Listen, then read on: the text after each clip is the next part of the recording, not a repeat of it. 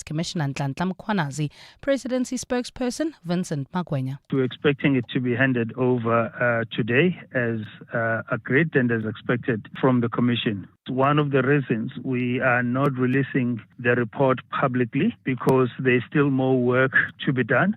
Magwenya says the interim report will be helpful in giving the President a sense of where the probe is so far. He did find it disturbing when a witness was killed and did instruct that more measures be looked at in terms of protecting those who have appeared before the Commission as well as those who are still to appear.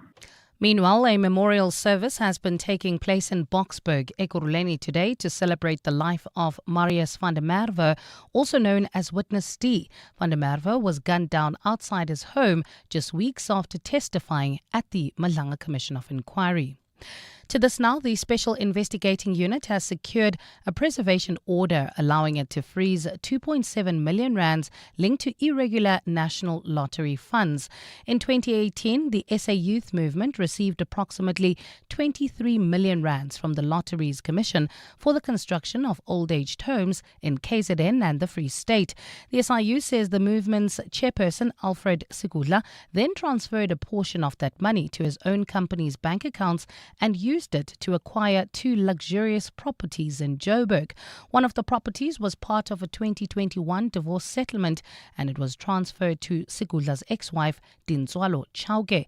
SIU spokesperson, Kaiser Khanyago. The property in Copperleaf Gold Estate, purchased for approximately 800,000 using funds earmarked for community development, was co-owned by Sigudla and Chauke in 2018 and was subsequently transferred to Chauke as part of their divorce settlement. Further investigation have revealed that the proceeds from the sale of this property amounted to 2.5 million currently reside in Chauke's bank account.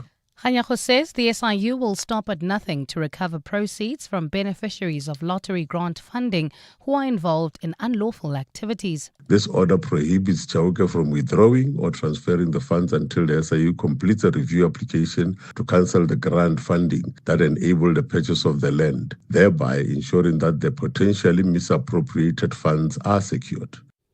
Preliminary investigations into the church building collapse in Durban, which claimed the lives of 5 people, has found that developers did not submit any approved building plans. Last week, search and rescue teams were called to the scene of an under-construction 4-story building in Verulam that suddenly collapsed. The Department of Public Works and Infrastructure held a media briefing today to communicate the outcomes of a prelim investigation conducted by the Council of the Built Environment. Infrastructure Minister Dean McPherson says the sudden structural failure happened during the pouring of wet cement at one of the upper levels of the construction site. Of particular concern are preliminary indications from the relevant authorities that no approved building plans were submitted, that no construction permits were issued, and that the building may have been occupied prior to the issuance of an occupational certificate, all of which would constitute serious contraventions of the national building regulations and standards. The National Council of Provinces has given Treasury several deadlines to improve the financial performance of municipalities. Treasury has also been issued with an ultimatum to review the current formula used on the equitable share and how money is divided. The House was considering the Division of Revenue Amendment Bill as Parliament wraps up its business for the year. Babalondenze reports. The NCOP considered the DORA bill, which details how money from the National Revenue Fund will be distributed amongst national departments and other spheres of government. The Select Committee on Appropriations presented the bill after its adoption by the committee. But Chairperson Didimalo Lechwase gave National Treasury a few deadlines to come up with solutions to fix systemic problems around finances.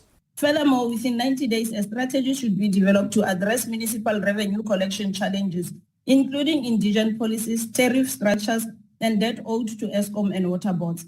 Finally, National Treasury should, with Statistics South Africa and SALGA, within 120 days present a plan to update the local government equitable share formula using the latest demographic data.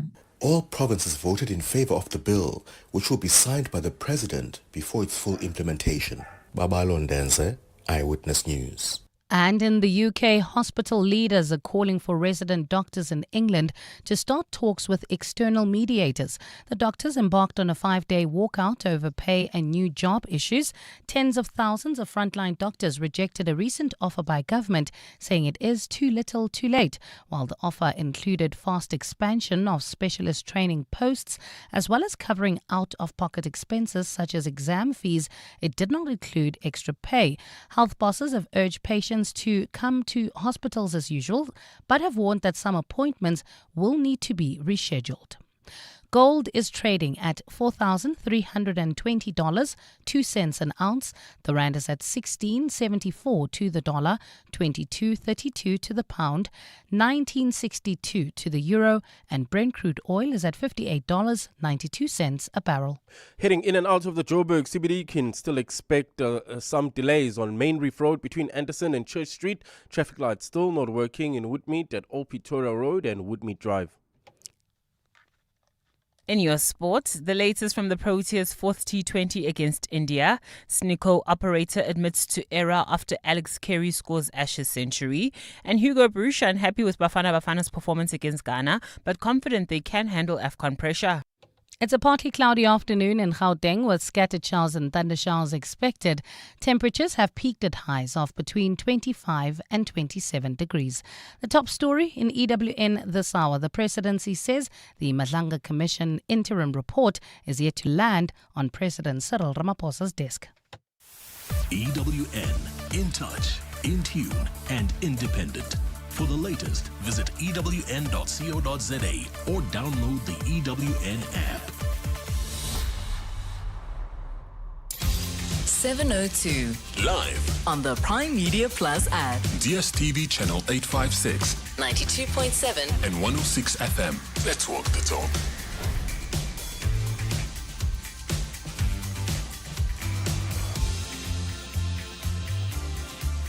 9 minutes after 3 o'clock. Thanks very much for joining us. Welcome. My name is Thabo Shodamashau. In for John Perlman, you're on 702. Great having you with us. It's going to be a great show indeed. We have so much happening on the show, and we look forward to your interactions. All the features that you are used to on a day like this. Post a public holiday reconciliation day that fell on the 16th of December will still continue as usual. It's great having you, and feel free to participate throughout the show on the numbers that you already know. But for those who may have forgotten them, and for those who are new at this, it's 072 702 1702. That is the number to send your voice note to or your text message for any issue that may come up during the show. Anything that you want to comment on, feel free to do so, and I'll be happy to read out your text messages and play your voice notes depending on what they are. And just to give you a bit of a heads up as to what's coming up a little bit later on the show, this issue of hijacked buildings in the city of Johannesburg is troublesome. You have heard already, especially if you listen to 702 and EWN, invariably you would have picked up that a popular DJ Warras was shot down yesterday and shot and killed yesterday, and this has brought to light further so the matters of safety in the city center, the CBD of Johannesburg. Hijacked buildings and individuals who are operating in the private security space. To what extent are we going to sit back and allow all of this to unfold in front of our eyes? It is as though we have thrown our hands up in the air and given up. We've become somehow numb to the dangers that are lurking and that are pervasive in the city center. It's as though we've given up completely on the center and we've said to the criminals, do as you please. We know that we can't walk Small Street, De Villiers Street, many other streets in the city of Johannesburg anymore. We've just given up. At whose expense is this happening? Who else must die before we then say, let's reclaim the city of Johannesburg, the CBD, the center itself, which has potential to really unleash serious economic offspins. So we'll touch on that much later on. Andy Mashaile is security strategist and retired Interpol ambassador. He'll talk to us. The illegal mining matter in Bapong, right in the center of the residences where people are living their everyday lives. And the Commissioner of Police, General Masemola, says enough is enough. The police are going to be patrolling and the presence will be heightened. And we want to catch up on the latest regarding that. Minding Your Money is a feature that comes up every single Wednesday, even when John is here. So today we'll talk to Paul Rulofse about that. And much later on, I will speak about the groundbreaking judgment, a victory for consumers and a wake-up call for banks as the Supreme Court of Appeals has ruled that banks and dealerships have to repay you if you bought a defective car. Have you ever bought a defective car? Did they give you a runaround when you were supposed to reclaim your money back, or you wanted a refund, or you just wanted another better functioning vehicle? All that and more. 13 minutes after 3 o'clock. Good afternoon. For more about 702, Go to primemediaplus.com. The usual suspects are here. Refuwe is putting the show together with Kabazela, and they are doing a fantastic job at it. And you'll get to interact with them as you call the station on 011-883-0702, 011-883-0702. Karabo Charlie will tell us what's happening on the roads. And the other Karabo is pressing many buttons. She's a technical producer on the show, making us all sound clean and professional. And much later on, Stephen Grotes will come in to give us the news on the business side. Tola Gele on the sporting world will keep us updated. And of course, you, the most important ingredient of this entire exercise. Without you, it is pointless. So you are the center. You are the main character. We are all the supporting act.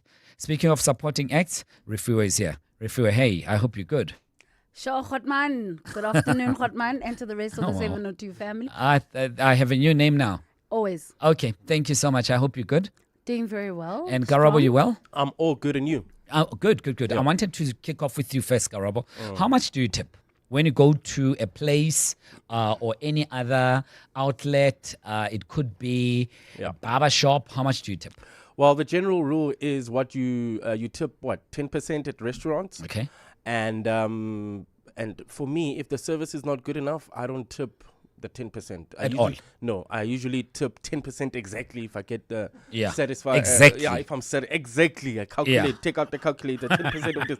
All right, we're adding that. And then that's what I give. And then if the service is bad, I don't want to lie, I will tip the minimum. What is the minimum? 2%? Or whatever you have, 20 bucks that you have? Yeah, okay. Whatever. It's at my discretion how I feel that day. Okay. And how much do you tip, Refu? All right, just like Karabo, I look at the service. So if you excellent, I go above and beyond. So I go beyond 10%. I can even do 50%. Sometimes it depends. If you're brilliant, you might get it. Like, bless you. I even write on the little slip, you know what? Great, I put a smile. But then I go from one extreme to the other. Yeah. If you were not good, I do not tip at all. I'm saying this on the backdrop of this. If you're tipping just 10% at a restaurant, stop. That's embarrassing. Here's how to tip like a gentleman and never look cheap again. At a restaurant, always tip 18 to 20%, 25% or more for outstanding service. Bartenders should get $1 or $2 per drink or 20% of the total bill. For your barber, 20% or more if they always give you a good cut. At a hotel, give the bellhop between $2 and $5 per bag and tip the housekeeper between $3 and $5 a night. And give the valet at least $3 every time you get your car back.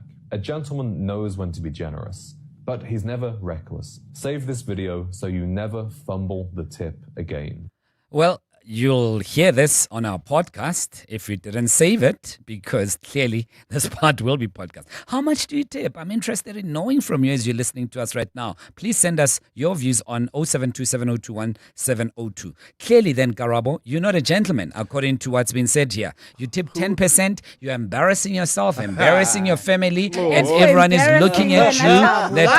Literally putting 702 and Prime Media into disrepute for tipping 10%. It's fine. And who appointed him? Who appointed him as the tipping regulator authority? He mustn't come here. But 10% is outdated. It's outdated. You gotta earn your tip. You can't walk around here. The knives are dirty. Yeah.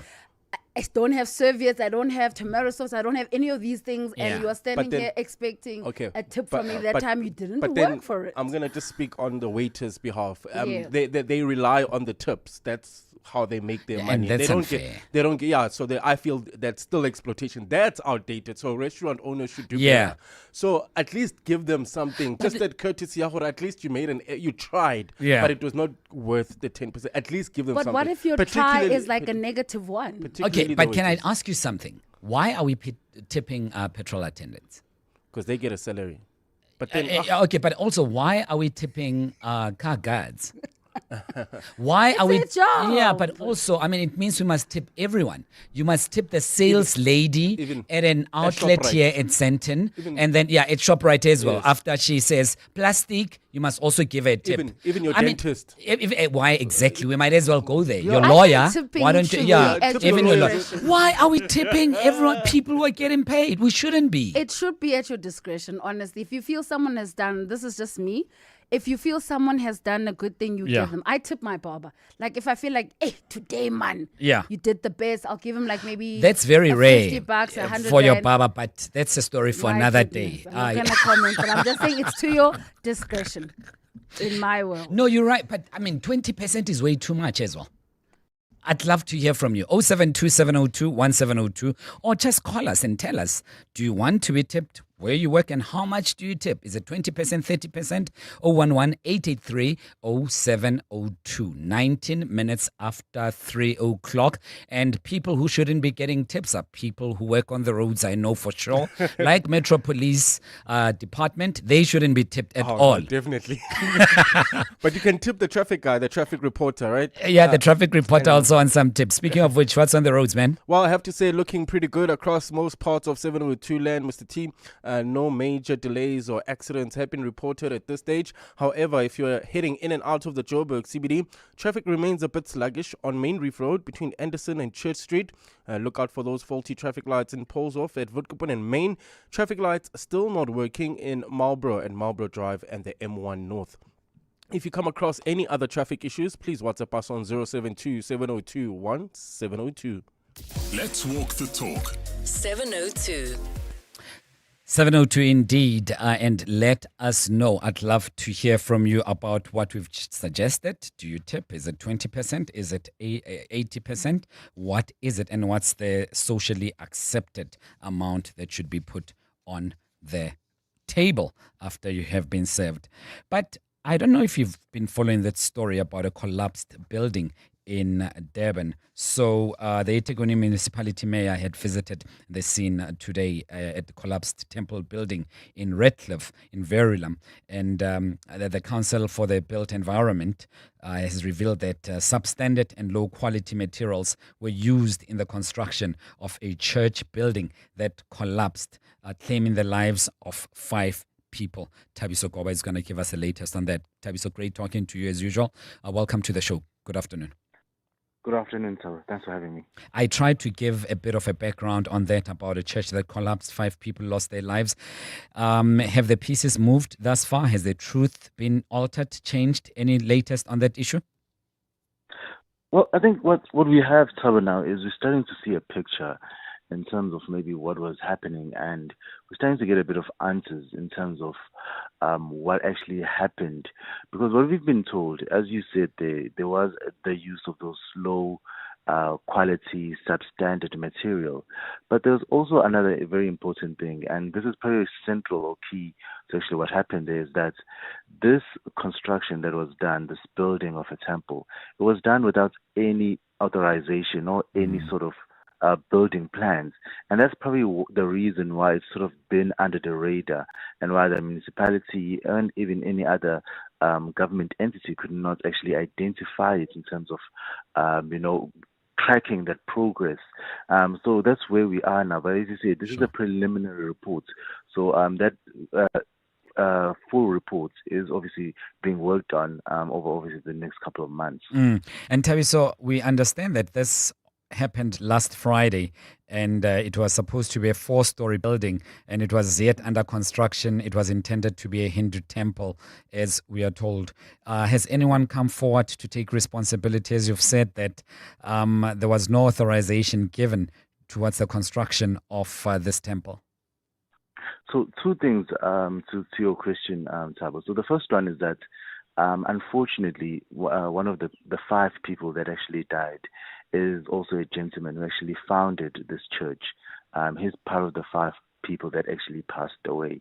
So unfortunately, obviously, there won't be any answers from him. But also the second one is that the builders and the developers who were actually responsible for building this church, what we've been told today by the Minister of Public Works and Infrastructure is that they're in the wind. The department is looking for them. The police are looking for them. They obviously have a lot of questions to answer because obviously a lot of people lost their lives here. So the builders and the developers who were working the site, they apparently ran away and are in the wind and are now being searched for by the police because they obviously have a lot of questions to answer. 5 people died and there has to be some justice. The community around there, Tabiso, do we know what their feelings are? Because surely this is not just the matter of the people who would have been attendees at that temple. I'm sure the community members are shaken, and within the municipality, which ought to have issued some authorization or permits towards this construction, there must be some movement around that as well. I think it's interesting because the church where it was being built was being built at a very secluded area in a farm. And what the Ethekwini municipality, the mayor told us today is that prior to obviously them building this church, they'd actually made 2 building applications to the Ethekwini municipality. Both of those applications were rejected because this was not a site that the farm where the church was actually located or was supposed to be located was not a site that was suitable to build any sort of residential, commercial, or any other property. So the Ethekwini municipality had rejected them twice before, but they just went ahead and did it. And obviously because they did it under these sort of auspices where they were doing it illegally under no sort of authorization, the Ethekwini municipality had no idea until that the unfortunate collapse that happened on Friday. Tabiso Koba of EWN, 24 after 3. Join us. Let's walk the talk. This is 702. Very important issue of water always comes up. We always call the radio station, go on social media and complain when there's no water. But the important part is happening right now, or it should be. That's the critical maintenance on key infrastructure, and Rand Water is undertaking that. And they are saying that this is during a low demand season between December 2025 and January 2026. We've invited Rand Water to come and share with us how you will be affected by this and the implications of this maintenance. Maikenosi Maru is Rand Water's spokesperson. Maikenosi, thanks for your time. Welcome to 702. Good afternoon. Good afternoon, Tabo, and good afternoon to your listeners, and thank you for having us on the show. Thank you. The purpose of this planned maintenance, what is it? The purpose is to maintain our infrastructure. Obviously, we are an organization that is 120 years, so we really need to do maintenance to ensure that we have a reliable and a sustainable water system so that we are able to supply water to our customers. It doesn't mean that anything is broken at this particular point. No, it doesn't mean anything's broken. It's a proactive maintenance as part of our strategy as Rand Water. We know precisely when we're going to be refurbishing, when are we replacing parts. So it's part of our proactive maintenance infrastructure plan. Began on the 13th of December to end when? So we have different phases. We started on the 13th. The first phase ended on Monday, the 15th at 4 a.m. So the second phase is starting this coming Friday on the 19th at 6 p.m. Then will be completed on the 21st at 12 midnight. During these maintenance bouts, does it mean that there will be some bit of interruption to the supply of water? And if so, which areas exactly? So some areas will experience intermittent water supply because of the maintenance. Different areas will be impacted differently. So the first phase, we're working on the Palmit system. So we have completed work on the system. The system is just recovering. Now we are moving to other parts of the system. We are moving to Eichenhof. Then we'll move to other parts. So it will not be same areas that are impacted. So now it was Palmit. We are moving to Eichenhof. It will be for 54 hours. Then we'll be moving later to the VW, which is the Val Vereeniging and Sasolburg system, which will be much later in January. The implications of this, I would assume they'd be positive to an extent where we won't be battling with water in 2026 that much. Is that summation right? That's correct. That's the reason why we are saying we are being proactive. We are rebuilding the system. We are replacing what needs to be replaced so that in the new year we are able to really supply water to different areas. And obviously we know that there is a high demand. The population is growing, especially in Gauteng. We have increased capacity from our Sekerbosch water treatment plant. So we need to be able to accommodate the new plant and be able to supply various areas and various municipalities. Those various areas, they include Mohale City, Merafong, Madibeng, Lesedi, Govenbeki, Rustenburg. Is this a nationwide operation? It's not nationwide because remember, rainwater is in the 4 provinces. Yes, the provinces that we are supplying water to. So it will be those areas that we've mentioned. Also, we've Govenbeki, we also have Victor Kanye, Tembisile, Emfuleni. But it will not be at the same time. So we are moving into phases. For this area, we'll be working on this particular date. For the other area, to be the other date. So it's not really starting from the 13th up until the end of January. No, it's phases working on different sides. On a perhaps unrelated matter, and forgive it if it's too elementary, Mike Inosi, the heavy rains that we've been getting so far, do they have positive spin-offs for the supply of water, or are they working against your objectives? No, they do have a positive spin-off because if we do have a high rainfall in terms of the season, we know that the demand, it goes low. So the demand for water is not as high as we normally have it. And also the timing of the maintenance this time of the year, we know that Gauteng, by nature of it, people leave the province, go to other provinces.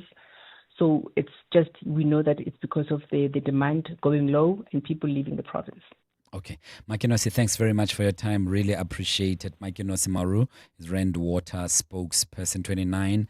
After 3 o'clock, feel free to keep those text messages coming through and the voice notes on what we have already spoken about, especially the matter of Verulam in KwaZulu-Natal, where that Hindu temple that was under construction just collapsed and killed 5 people. Rand Water maintenance, also feel free to comment on that. And we asked earlier on, what is the right percentage to tip? Let us know on 0727021702. It could be that you work in the service industry and you would like to comment and you are given an eye when you are a customer and you're not contributing as much. Let us know with your voice note on 0727021702. 3:30. Bali Dlamini standing by with Eyewitness News headlines. Good afternoon. Welcome, Bali. Thanks, Tabo. Good afternoon. Some Johannesburg residents are still without water following maintenance work by Rand Water. The bulk water supply embarked on a 48-hour shutdown to conduct work on some of its systems. But the water woes have extended by almost 3 additional days. While some areas are gradually stabilizing, recovery efforts in Midrand have stalled. Rand Water says due to the size and complexity of the system, additional time is needed to recharge. Other affected areas include include Sandton and Linksfield. The DA's Belinda Kaiser Echiozonjoku says this is unacceptable. Despite the claims of an expanded tanker fleet, the reality on the ground is chaos and inequality. Some areas are flooded with tankers, while others are left without a single drop. Councillors in neglected areas are forced to beg for basic assistance and clear information. She says the party has now written to Ministers of Finance, Water and Sanitation, Cooperative Governance and Traditional Affairs, raising serious concerns about the city of Johannesburg. In the same letter, the DS requested an investigation into escalating costs of water tankers, while the city fails to account for whether it applied for available water infrastructure grants and what the outcomes of these applications were. Instead of fixing what is broken, the city continues to burn public money on emergency tankers that do not address the root cause of the crisis. Second quarter crime statistics reveal that Cape Town remains at the epicenter of violent crime in the Western Cape. The murder rate has increased by 15.3%, with a total of 1,160 murders recorded in the second quarter of the year. Police also recorded a total of 1,157 attempted murders. Deputy Provincial Police Commissioner Preston Forscale says firearms are at the heart of violent crimes in the province. Camry Clark has more. The release of violent crime statistics paints a grim picture of violent crimes in the province. Gains recorded in the first quarter were reversed in August, with murders increasing by 77 cases. However, police say they've confiscated 1,291 firearms across the province during the reporting period.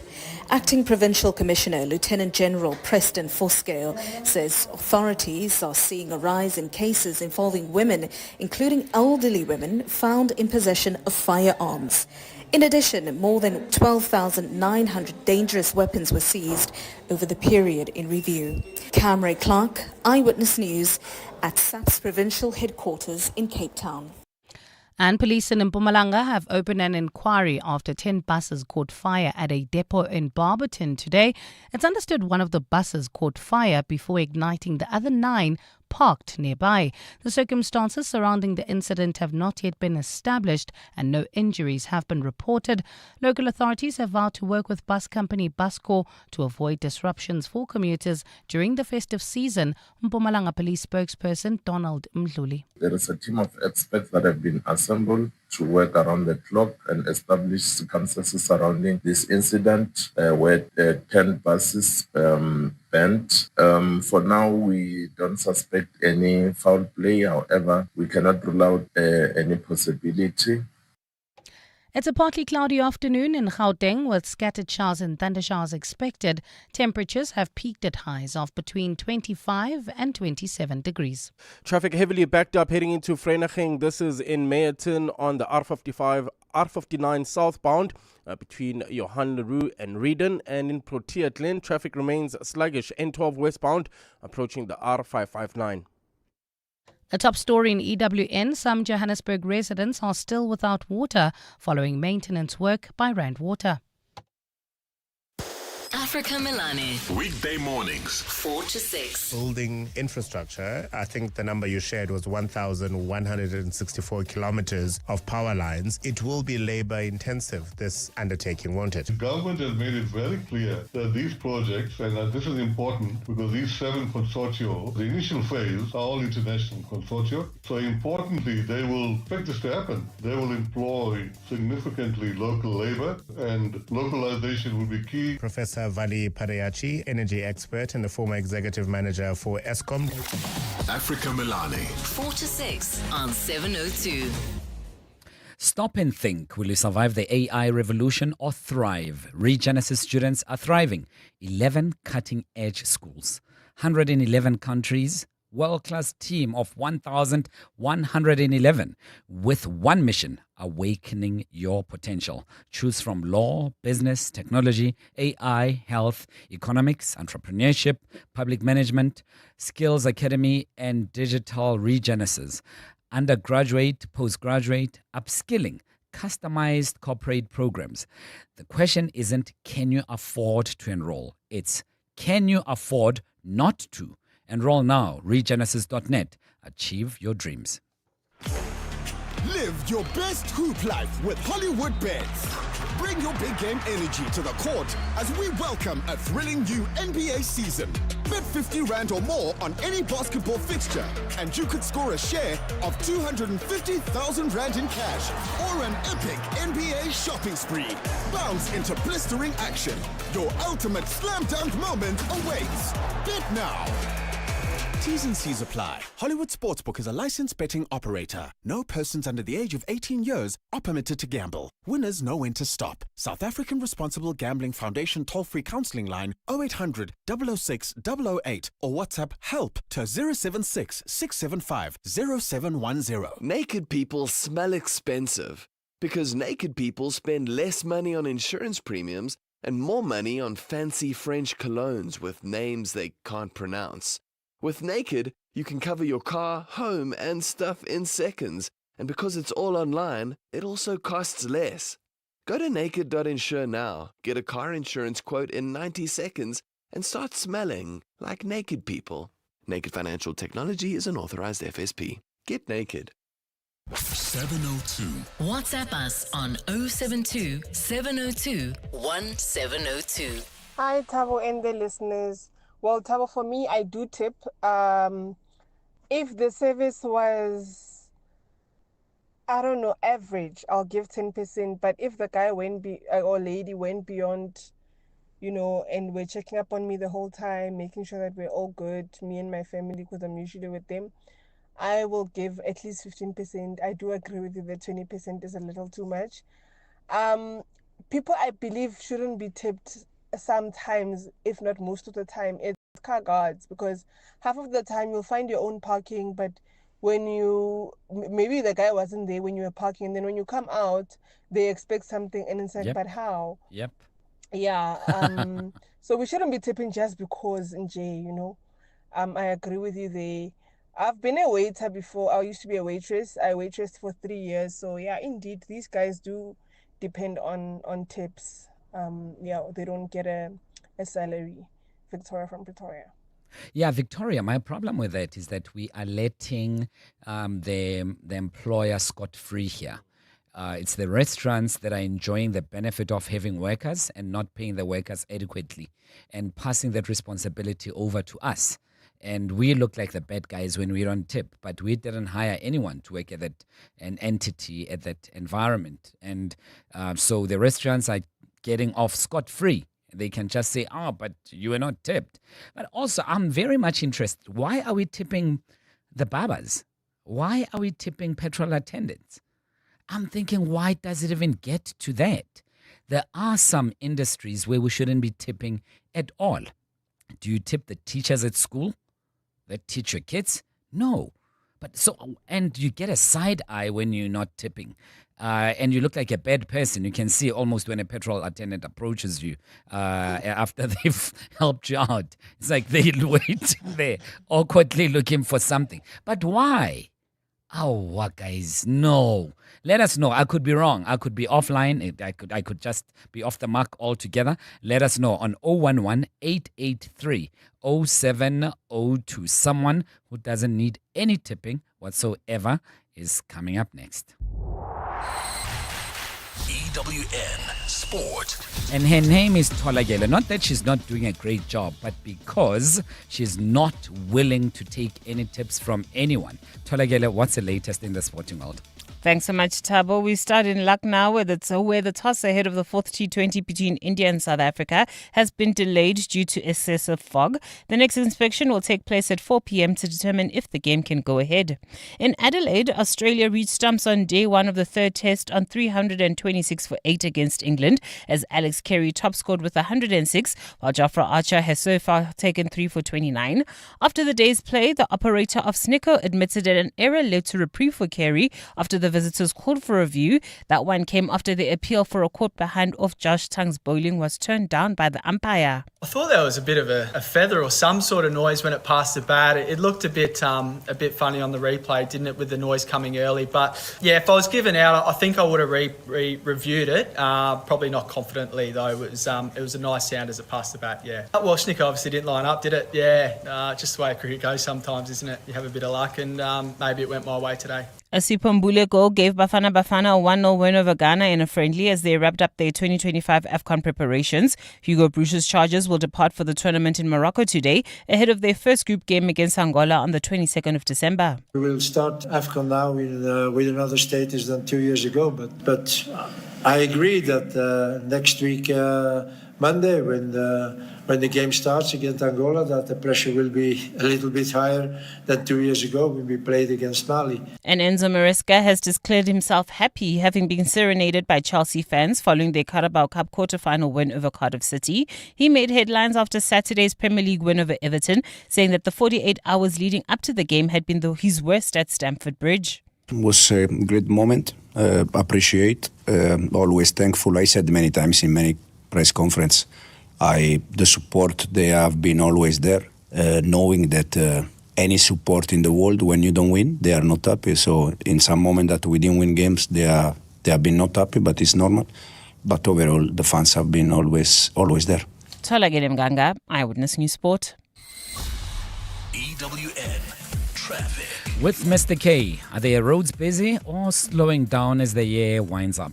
Yeah, no, it is the festive season already, T-man. So most people have generally left the province or maybe just sitting at home having fun and enjoying their holidays. It's just us at work, so it's just a few of us. So traffic is very, very thin this afternoon. Meyerton, however, traffic heavily backed up, but this is on the R59 southbound.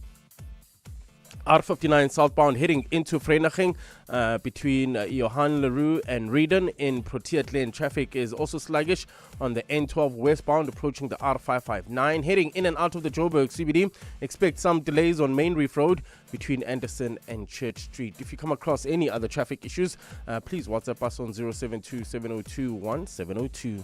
There's more EWN on air, online, and on the EWN app. 702 Podcast on primemediaplus.com. Indeed, 17 minutes to 4 o'clock. Tabo in for John. We're together till 6. Great having you with us. If you've just joined us, we were asking about tips. At the hair salon, you're supposed to be tipping something. At the petrol station, you're supposed to be tipping something. At the restaurant, obviously, now we are used to that. But the question now has morphed into something else.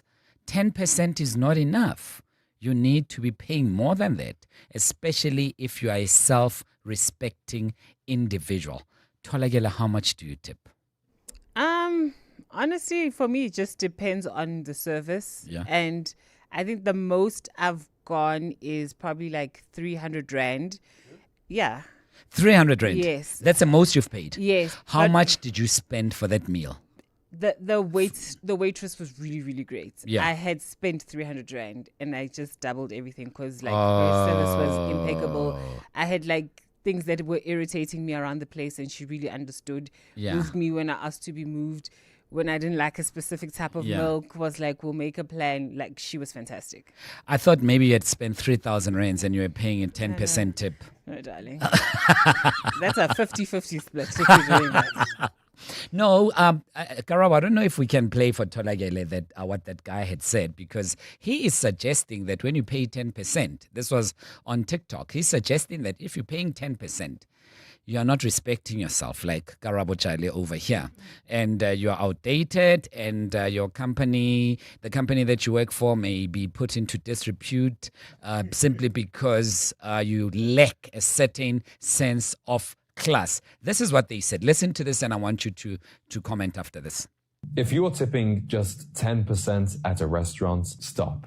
That's embarrassing. Here's how to tip like a gentleman and never look cheap again. At a restaurant, always tip 18 to 20%, 25% or more for outstanding service. Bartenders should get $1 or $2 per drink or 20% of the total bill. For your barber, 20% or more if they always give you a good cut. At a hotel, give the bellhop between $2 and $5 per bag and tip the housekeeper between $3 and $5 a night. And give the valet at least $3 every time you get your car back. A gentleman knows when to be generous, but he's never reckless. Save this video so you never fumble the tip again. So in the South African context, it would be rands. So you need to times that by 16 odd. And Stephen Grotes will tell us what is the exchange rate right now when it comes in at about 4:30. But round about 16, 17 rands more. So if it's $3, you need to times that by 16. So two things about that TikTok. Yeah. Firstly, they said if you're a gentleman, already a certain demographic doesn't count. So shout out to us. We don't have to stress about that. Also, for me, I view tipping as a thank you. Yeah. Now, I think now we're getting to a point where people are making it a requirement. Yes, as if to expectation. say, you have to do this. Yes. No, if you've done like exceptionally well, and I really, really appreciate, like for me, for example, I do my nails every month. December, I know, hore, that lady who has put up with my many finicky things is going to get a bonus because it's a thank you for all the work that you've done throughout the year. When he was like the valet, every time you get your car, it's part of the service of the restaurant. Yes. It's not my responsibility to add on top. Yeah. If all you did was fetch my car, like if you also like car washed it and did all of Yeah. that, then I'd understand like the additional tipping.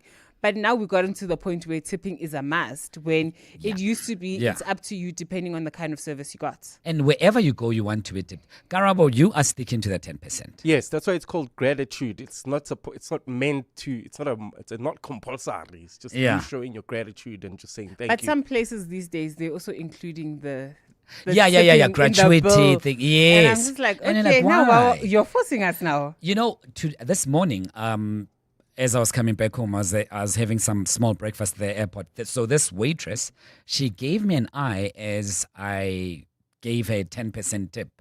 And she looked away and I had to add it out of...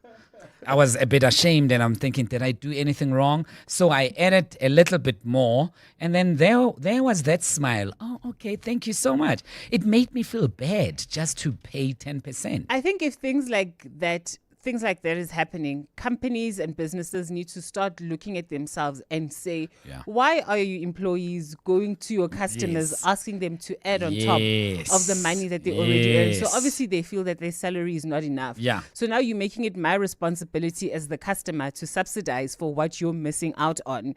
And it's unfair. And also, I'm unlikely to come back if you guys are giving me the eye. If this is all I can afford. Yes. Well, I'd love to hear from you. 072-702-1702. Some messages that have come through.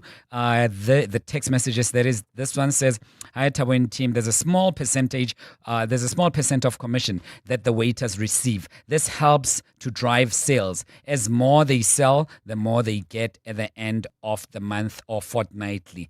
But still, some restaurants, I shouldn't speak so authoritatively on that, but some restaurants, they actually, waiters and waitresses rely heavily on the tips in some restaurants. This one says, "Hi, Tabo, parents tip teachers these days in the form of gifts on the last day of school." And this is from Perry in Midrand. When Harvey visited, I felt like I was, it's not that one. I'm reading a wrong message over here. And this about tipping. They're moving up so fast, Garabu. I think we'll come back to it. It says, if you enjoyed a meal, why tip the waiter or waitress? Because they're not the ones who cooked the food. Why not tip a dentist after fixing your dental problem, which in most instances was a result of your lifestyle choices? Why not tip the doctor's receptionist who welcomed you with open arms and a smile? I don't understand why tip the waiter or waitresses. We promote and support the business owners who keep exploiting them, especially those who solely rely on tips. 10 minutes to 4 o'clock. Join us. Let's walk the talk. This is 702. 702 indeed. Thanks very much for joining us, Thabo, in for John. You'd know that the National Commissioner of South African Police Service, General Fani Masemola, has warned the illegal mining in Bapong, and he said that they would heighten the police activities there to make sure that this practice is eradicated completely. Refilwe Seboko is with Newsroom Africa, and Refilwe has been covering the story extensively. Refilwe, thanks for joining us. Welcome to 702. Good afternoon. Good afternoon, Tabo, together with the listeners. Thank you so much for having me. What's the latest, Refilwe? The latest is, what we're getting on the ground. Community members are still really fearing for their lives and their safety, particularly because I'm sure you'd have seen together with the listeners the holes that have been dug there. But also citing quite a couple of contributing factors, and among others is the issue of what is said to be the black market for this chrome mineral that is being, mined there illegally, so by those that are also, threatening the communities and forcing them out of their yards at a fee, offering them a certain amount of money for them to be able to move into those. And there's also an angle of, community members that are allegedly also selling their plots for these illegal mining activities to be conducted there. Something that when the National Commissioner of the Police, Fanny Masemola, visited the area, they, spoke against it and warning residents against selling their plots for these illegal mining activities. Refilwe, the scenes that we saw on social media, and you can confirm, they were dastardly to say the least. I mean, we saw the activities, mining activities taking place where people live. How is it, in your view, is it that terrible? And are some people really compromising their safety in exchange for what these illegal miners are giving them? It sure is really terrible, and I'm sure, like you're saying, we can agree that one way, other people were even saying with the pictures that had been circulating, people were saying that is this not an artificial intelligence type of pictures? But for some of us who've been in Bapong, we've seen, the kind of situation that is there. People are digging literally where residents are living. It is a residential area where people have built their houses there. And we're now seeing these illegal mining activities with excavators that are coming there to operate there. Some of them are saying that, it seems like the communities themselves are even divided. There are those that are against these activities happening, and there are those that are for, because they are getting some profits from the operations, and the chrome that would have been taken out from that area. So there are allegedly community members that are being paid by these illegal miners, or those that are at the forefront of this operation, and because they are benefiting and getting money, allegedly so, that is why they have allowed this to happen. There are those that have sold, allegedly so, their plots, and now they are nowhere to be found. But now, if I, as Refilwe, have sold my plot, and you, as Tabo, you are my neighbor, the illegal mining operation is happening at my plot, you are left with the aftermath of that. And among others is your fear that your house can collapse at any moment because of the operations that are being conducted there. The lives of the people are really at risk, and their safety even, because with those open holes left like that, not closed, they can fall into those things. They can fall into the children. It's the December season, or rather December festive season now, that the schools are closed. Children are literally just walking around, and that also brings an element of safety into it. Do we already know who's behind this authoritatively, Refilwe? No. We don't have any clear answer to that question that has been posed a couple of times as to who is behind all of this. And the word that we are getting, or the response to that question, is that, we are still investigating as the police to find out also the kingpins behind all of this, to find out where this chrome is going as soon as it's been taken out of Bapong, among others, to also find out how is it that there has been such kind of an operation in Bapong. Are these people having permits to come and operate here? Because when I also posed a question as to why is it that there seems to be a delayed response with regards to what's happening there, and the National Police Commissioner indicated that they had been informed that those that are operating there, they have permits, only to get there and only find a different thing altogether. And that's why they will also look into issues of those that have permits, because even if you do have permits, it's unacceptable that one can mine in an area where people are living there, in an area where people have built their houses there, and therefore putting their safety at risk.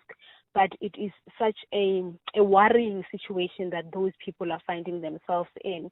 They even say, as some of us get there and trying to even walk closer, and you are trying to be careful, they just walk around and say, this is a norm for us. We've been seeing these things unfolding in front of us, and therefore we are used to, walking around and seeing this situation. But we are calling on law enforcement officials to ensure that, this thing stops, because it has put our lives and our safety at risk.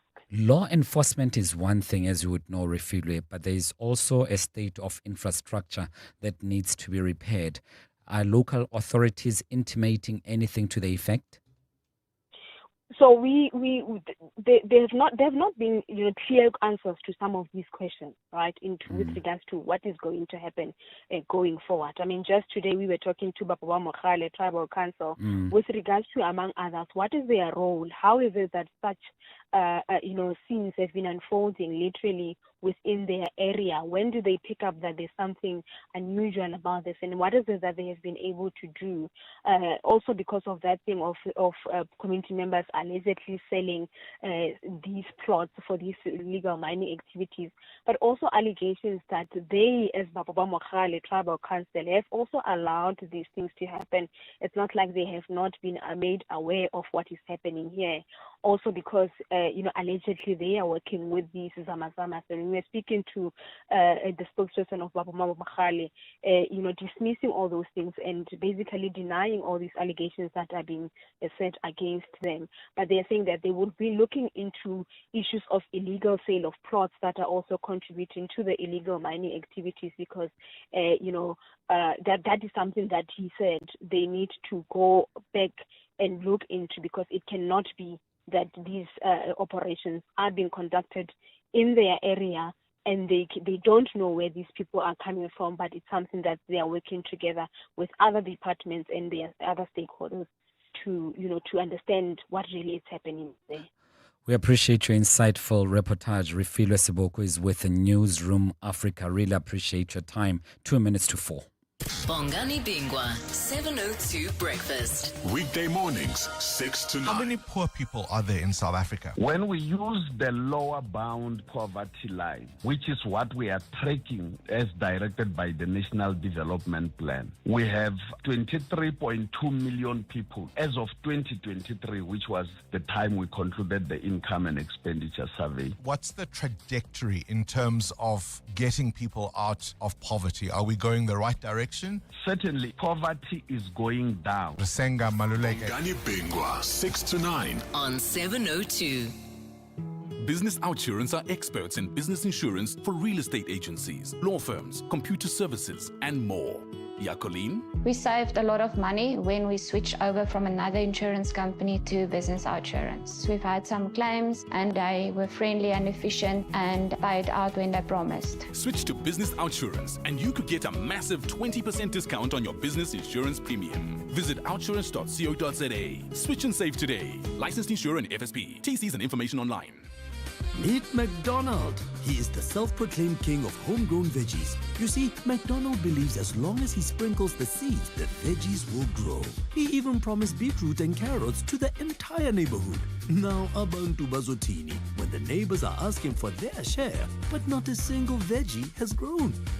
Booty, avoid the embarrassment. Make smarter decisions for your home. Visit Cashbuild for quality gardening tools and seeds at the lowest prices. Cashbuild. The Dis-Chem Better Rewards program is here, and every time you shop and save, you're also giving back. Each time you swipe, not only are you rewarded, but a percentage of your purchase is donated to the Dis-Chem Foundation to support communities in need. So why wait? Sign up to become a Better Rewards member today and support with every swipe. Dis-Chem Foundation, caring for the community.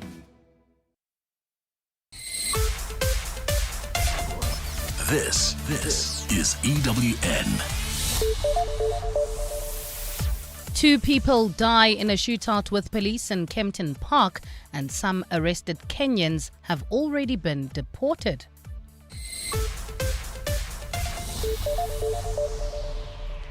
Good afternoon, I'm Bali Dlamini. Let's begin with news just in. 2 suspected robbers have been killed in a shootout with police in Kempton Park in Ekurhuleni today. Police say the suspects were part of a group allegedly attempting to rob a courier delivery vehicle when officers working with private security moved in. One additional suspect was wounded during the exchange of gunfire and has been taken to hospital under police guard. The scene remains active and police say more details will be shared with the public later this afternoon. To this now, Johannesburg MMC for Public Safety Mgcini Tswaku says popular DJ Warras stock may have been mistaken for the owner of a hijacked building that he was providing security for. Stock, who was known as DJ Warras, was gunned down just outside Carlton Centre in the Joburg CBD yesterday. While investigations are underway, it has been suggested that his murder could be linked to work that his security company was doing to recover a hijacked building.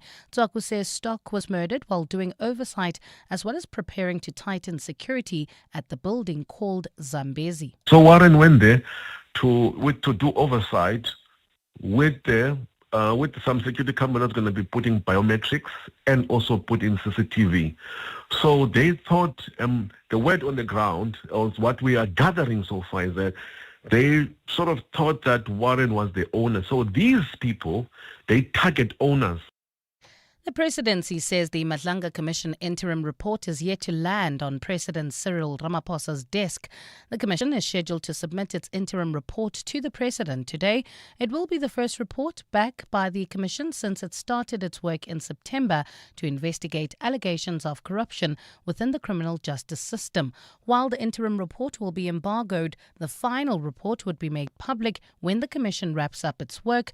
Several key figures have already testified during proceedings, including the source of the claims, KZN Police Commissioner Nhlanhla Mkhwanazi. Presidency spokesperson Vincent Magwenya. We're expecting it to be handed over today as agreed and as expected from the Commission. One of the reasons we are not releasing the report publicly because there's still more work to be done. Magwenya says the interim report will be helpful in giving the president a sense of where the probe is so far. It did find it disturbing when a witness was killed and did instruct that more measures be looked at in terms of protecting those who have appeared before the commission as well as those who are still to appear. The Home Affairs Department says it's already deported most of the Kenyan nationals arrested during an operation yesterday. The 7 were allegedly processing applications for South Africans seeking asylum in the United States. Deputy Director General Thulani Mavuso says contrary to some claims, no United States citizen was apprehended in that operation. They presented those documents within an hour after our law enforcement asked them to present those documents because they did not have them with themselves, and then at a later stage they were presented, and there was no U.S. official that was detained or arrested. That is far from the truth.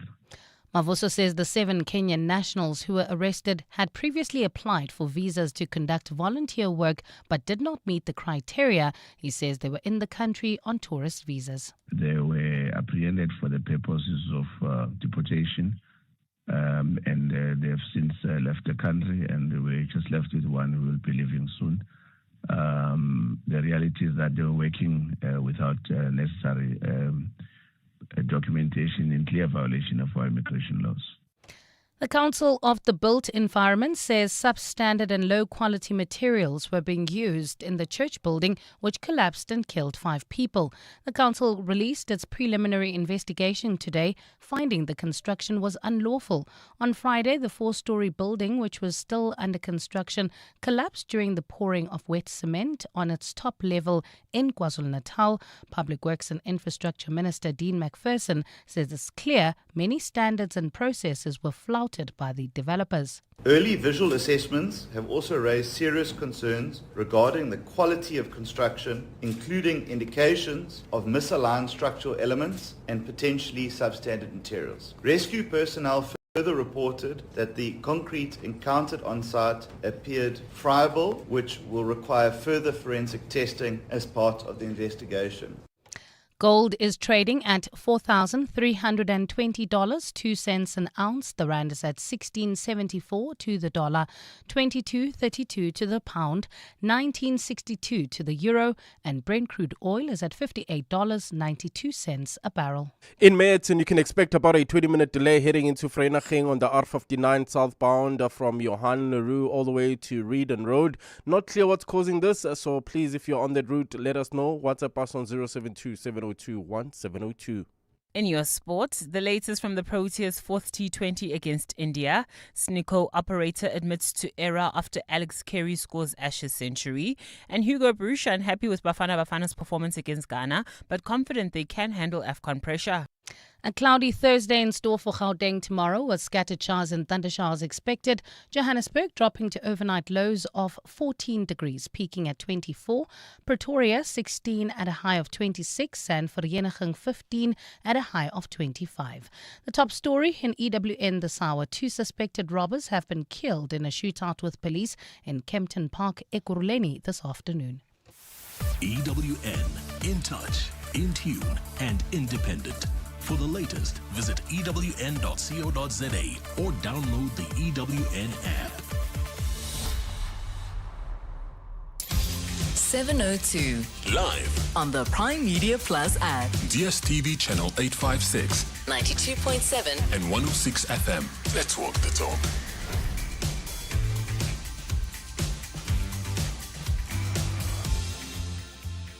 7 minutes after 4 o'clock. Thanks very much for joining us and staying with us. You're on 702. My name is Thabo Sholemashao. I'm in for John. We're together till 6. Great having you with us. I suppose the holidays have officially begun, haven't they? Simply because it's after the 16th. And for me, that 16th of December is a very thick line that we draw between holidays and work. End of the year and the beginning of the year. So it says to us that you are in full holiday mood swing. And feel free to share with us anything on your mind, especially based on what we have touched on previously. We spoke about the matter of illegal mining in Bapong, where the residential areas have been turned into dangerous tombs, open tombs of sorts, and very dangerous for the kids and everyone else who is living in that area. It's been said that some community members are complicit, and the police are also investigating to what extent are residents assisting the illegal miners to really put their own town into ruins. All of that chasing chrome and other minerals. I'd love to hear from you if you've been following the story. We spoke to Refilwe Seboko of Newsroom Africa. We also touched a little bit on the matter of Verulam, where the temple collapsed, which was under construction in the previous hour. And we also spoke about the Rand Water's critical maintenance that is underway. I think the next phase will start on the 19th. So various areas will be affected where the water pressure and supply may be intermittent in your area. Maybe you've experienced that already and you want to share that. That is also very much welcome. Much later on, we'll touch on minding your money with Paul Rulofse, and we'll speak about investment at certain times. And but for now, this issue of DJ Warras is worrying. As much as it happened in central Johannesburg, it is an indictment on the entire city, the entire country, the levels of crime. So we will speak to Andy Mashaile in the next few seconds or so to understand that matter better. But what can be done about safety in the CBD? Safety in the CBD. Earlier on, we asked you, how much do you tip? 10, 20, 30, 100%? And we asked you to send your voice notes to 072-702-1702, and you did exactly that. 702. WhatsApp us on 072-702-1702. Morning, team. Regarding tipping, if you can afford to eat a fancy dinner in a restaurant, then you should be able to tip decently. If your meal is less than 500 Rand, 10% doesn't really cut it. Maybe go up to 15%. Remembering that the staff in the restaurants don't earn a basic salary. They are only commission earners, tip earners. However, the service level should be decent from the waiter or the waitress. So just bearing in mind, if you can put your money where your mouth is and eat out at a fancy restaurant, do the decent thing, tip handsomely if it is less than 500 rand, or the mandatory 10% over 500 rand. However, it should also be kept. If a bill is over a certain amount, then also 10% is also way too much. The tip should be a decent amount at the person's discretion of a tip that's over 2,000 rand and more. This is Randall in Midrand. Hi, Gray. This is Pamela from Radio Cop. I just feel that like this tipping issue has now become a must and not just gratitude. Certain restaurants, I mean, already when you're booking for a certain number of people, they take that amount automatically added to your bill. Whether you're happy with the service or not, automatically you just have to pay that gratitude, even though you do not have gratitude because of the crappy service that you got.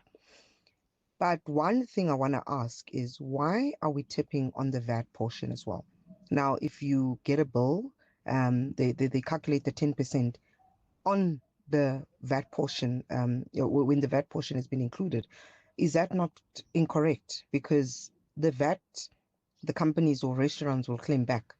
So why are we tipping on the VAT portion? So in essence, we are already tipping more than 10% because we're tipping on the VAT.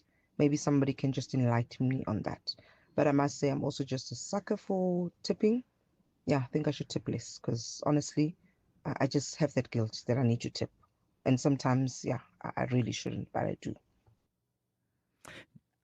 I agree 100%. I also have that guilt of not tipping. I feel horrible if I walk out and I didn't tip.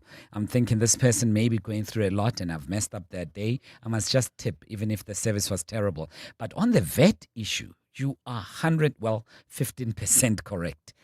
I'm sure you get it. But I agree with you 100%. Simply because now we have gone over it should be the meal minus the VAT. I didn't think of that.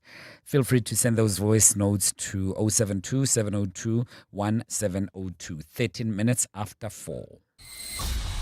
EWN Traffic. Mr. K, the roads, how do they look?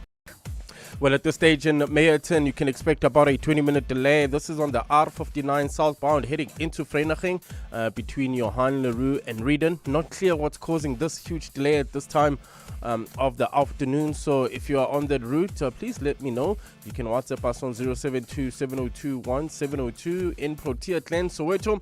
Traffic remains sluggish. N12 West approaching the R559, heading in and out of the Joburg CBD. Expect some delays on Main Reef Road between Anderson and Church Street, and in Hermanstad, Pretoria. That's leaving the CBD. There's slow-moving traffic on Eskiam Pahlele between Van der Hof and the R80. I'll have your next Eyewitness News traffic update just after 4:30. There's more EWN on air, online, and on the EWN app. 702 Afternoons. With Relebohile Maboja, 1 to 3 p.m. There are many young people who maybe have no work experience. What would you advise that they try to do? I saw a young lady on TikTok who was doing a come with me as I take my CV to different stores looking for holiday work. And you sort of see her having that interaction. What tips can you share with a young person who maybe has no experience but is trying to go the route of, putting themselves out there for these opportunities? So if you can start something, especially during this holiday season, whether it is looking after children, dog sitting, house sitting, building up some form of CV that you can then share with businesses as you go, that will really go a long way. Sarah Nicholson, head of customer experience at Just Money. 702 Afternoons. With Relebohile Maboja. Let's walk the talk. And the award for the spiciest stunt performed in a bowl goes to Tom Yum Cruise. Thank you everyone. Wow, what an honor. I'd like to thank the chilies, the lemongrass, and of course, Simply Asia for for believing in my flavor. It's the summer of stars at Simply Asia. Stand a chance to win a Toyota Starlet when you spend 200 Rand or more on our famous flavors. Order now. Simply Asia, connecting the Thaiway. Whether it is a CCMA referral, problems with a mechanic, unfair blacklisting, or an uncontested divorce, Clientele Legal offers professional legal services to all South Africans. Our plans are affordable, and you receive up to 745,000 Rand worth of legal services per year. We cover civil, criminal, and labor-related matters. Our nationwide legal teams are standing by to support you 24 hours a day. Plus, all plans include a 5,000 Rand bail benefit. Join today. SMS LEGAL to 48721. That's legal to 48721. Clientele General is an authorized FSP and licensed non-life insurer. T's and C's online. Standard rates apply. Who says everyday driving can't be très chic? Rent premium with Sani Sixt now. Own the stylish Citroen C3 later. Yes, that's 3 cars, 3 months, 3 chances to say ooh la la. Just book directly on sani.co.za. Call us or rent at any branch between 1 November and 31 January, and you're automatically entered into the draw. Bon voyage with Sani Sixt and win. T's and C's apply. The Money Show. Weekday evenings at 6. Some news from our wine industry. It looks like they've had good conditions over the period. They're expecting a strong harvest this year. Wandile Sekhlobos, Chief Economist at the Agricultural Business Chamber of South Africa. Taste and quality, Stephen, when it comes to wine matters. And this time around, because we had these intense heat and nice rains at an appropriate time, it turns out that the maturation of the grapes have actually been excellent, and the volume of cores has been good. The Money Show on 702. Let's walk the talk. The Money Show with Stephen Khuritis is brought to you by ABSA CIB, accelerating infrastructure-led growth and economic resilience through the South African National Treasury's 11.8 billion Rand Infrastructure and Development Finance Bond. ABSA is an authorized FSP and registered credit provider. Join us. Let's walk the talk. This is 702. 17, now 18 after 4 o'clock. Thanks very much for joining us. You're on 702. Stick around with us. My name is Thabo Sholemashao. I'm in for John. We're together till 6. A disturbing story that you might have already heard of yesterday, that a very young 40-year-old Warwick stock known as DJ Warras walked into a building in the city of Johannesburg yesterday. And as he was inside, there was a man in dreadlocks wearing shorts who was walking up and down and buying cigarettes repeatedly. As DJ Warras exited the building and walked towards his car, the gunman allegedly pulled out a pistol and repeatedly opened fire. And it is reported by News 24 that as DJ Warras tried to pull out his firearm from his waist, he lost control and fell. And the shooter tried to fire another shot while he was on the ground, but the gun jammed. It was, alas, too late nonetheless. And this was in Pauly Street. Apparently, the audacity of the alleged shooter was that he then returned as the crowd gathered, as the media surrounded the corpse of the popular DJ. The shooter, the alleged shooter at least, also pretended to be surprised and shocked after changing his clothes. All of this happened in the Johannesburg CBD.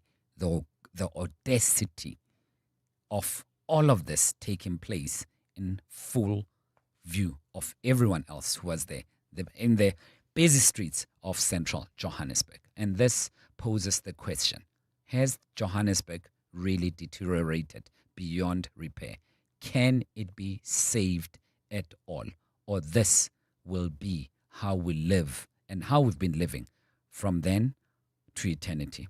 Andy Mashaile, security strategist and retired Interpol ambassador, he joins us on the line to help us make sense of the security of the city of Johannesburg, particularly the CBD. Mr. Mashaile, thanks for your time. Welcome to 702. Good afternoon. Good afternoon to you, T-Boss, and your heavyweight afternoon show listeners. I am worried about what we have been reading about in the reportage around DJ Warras. Sad to say, he may not have been the first. There were many others, perhaps without his profile, who have suffered the same fate. Is this yet another ordinary day in the city of Joburg CBD? Tibos, this shows how rotten morally some people are. The satanic arrogance of pulling out a gun and shooting a man because you have been paid to do so from the Inkabi economy or the Inkabi industry, perpetuating organized crime in our country, organized crime in the Gauteng City region. This says to both you and I, Tibos, we have a lot of work to do. When you compare what happened to DJ Warras yesterday and what is contained in the NDP Chapter 12 of the National Development Plan that says by 2030, the people of this country should be feeling safe and they should actually be safe. Now, when you juxtapose the two scenarios, you realize that that element of safety will not happen if and when we don't put enough effort, one, as a crime intelligence, two, as counterintelligence from the city of Johannesburg to walk down a small street and purchase whatever they want to purchase without being accosted and being killed. I'm trying to figure out, Mr. Mashaile, what is more worrying between these two scenarios. The lack of effectiveness and competence from the police to deter these criminals from blatantly doing as they please, even in the light of day, or the strong hold that these building hijackers have had Johannesburg under for such a long time. And whilst one complements the other, but it really says something about lawlessness in the streets of Johannesburg, our numbness as the communities watching this unfold, but lack of activity or participation in resolving these issues. Where do we put the blame to? Is it purely at the hands of our authorities? Tibos, purely in the hands of authorities, number one. Number two, purely in the hands of our law enforcement agencies. Number three, the incompetency displayed by what you and I and the people of this country have witnessed at the Nkabinde inquiry. I mean, the head of NPA not instilling confidence in us. Let's assume that that man or that poison with dreadlocks is arrested. What is the possibility that that particular person will be prosecuted or not prosecuted, or the docket will get lost or the docket will not get lost? But long story short, how do we ensure that those who perpetrate crime do the time, and they do the time painfully within the confines of the law? I would like you and I to challenge decently and humbly the MMC of Safety and Security in the city of Johannesburg, talking about public-private partnerships, talking about the relationship that they have with the technology that's installed in the city of Johannesburg, the eyes in the sky, the cameras, who is monitoring where these cameras are delivering the actual footage of what is happening in Johannesburg. If there is someone who is or who was manning those cameras yesterday, why is it that they could not track and trace that bad man until up to the changing of the clothes and coming back to the scene? People, I'm trying to say, when we want to deal with crime, we can deal with crime. Yeah. There is just not enough courage to do that. Before I say goodbye to you, Mr. Andy Mashaile, I'm wondering which of these ingredients is also more potent. And I know that perhaps it's a plethora of many others, and I'm just limiting it to these, especially in the Johannesburg CBD. The building hijackers, the illegal buildings themselves, which do not, in many instances, have the legal supply of electricity and water, the people who partake in taking up space and leasing, and I say leasing in inverted commas, leasing those spaces. And another potent issue, which I may throw in there fairly or otherwise, is the issue of security, private security entities, which some of them may also be complicit one way or the other, because as we have learned over the years that others pose as private security entities, but what they are indeed, they would be bouncers, debt collectors, and just rogue elements with guns and very dangerous weapons in their hands. It's a concoction, this evil concoction, Tibos, that informs the danger, the hotspot that the city of Johannesburg, the CBD, has turned out to be. Some of these organized crime gangs masquerade themselves as those who are providing safety and security, only to realize that they themselves are involved, and they themselves would be doing the necessary surveillance for the organized crime syndicates, because those would be their bosses. Not all of them, some of them. And that concoction that you and I are looking at trying to crash from a discussion and analysis point of view says we as the people of this country must focus our energy, our attention on the authorities at the city of Johannesburg in a way and manner that seeks to get an understanding that will inform the safety and security of people like DJ Warras. I mean, if that guy was tracked, we have a responsibility amongst others to have ensured that we know who has killed him. By now we have arrested that individual. Thanks for your analysis. And Dimashaile, security strategist and retired Interpol ambassador, 27 after 4. EWN Business. Earlier on, we were speaking about tips and how the person who initiated that dialogue on tips was expressing that in US dollar terms, and someone who will translate that to us in South African rands terms is none other than the SG of radio you ask and a media. lot. Stephen Grotes is here. Hope you're well, man. Yeah, I'm good, Tabo. How are you? Yeah, Chilled. the JSE actually all right too. It's up 1.2%. That's the all share, 114,213 points. Financials up 1.35. Industrials up 0.47. And resources, who's surprised, up 2.15%. Gold looking quite strong. Platinum also actually looking very strong at the moment, approaching $1,900 an ounce, and that's sort of giving those shares a little bit of juice today. So Implats, for example, is up nearly 6%. Valterra's up 5.25%. Sabania up 4.44%. Northam up nearly 4%.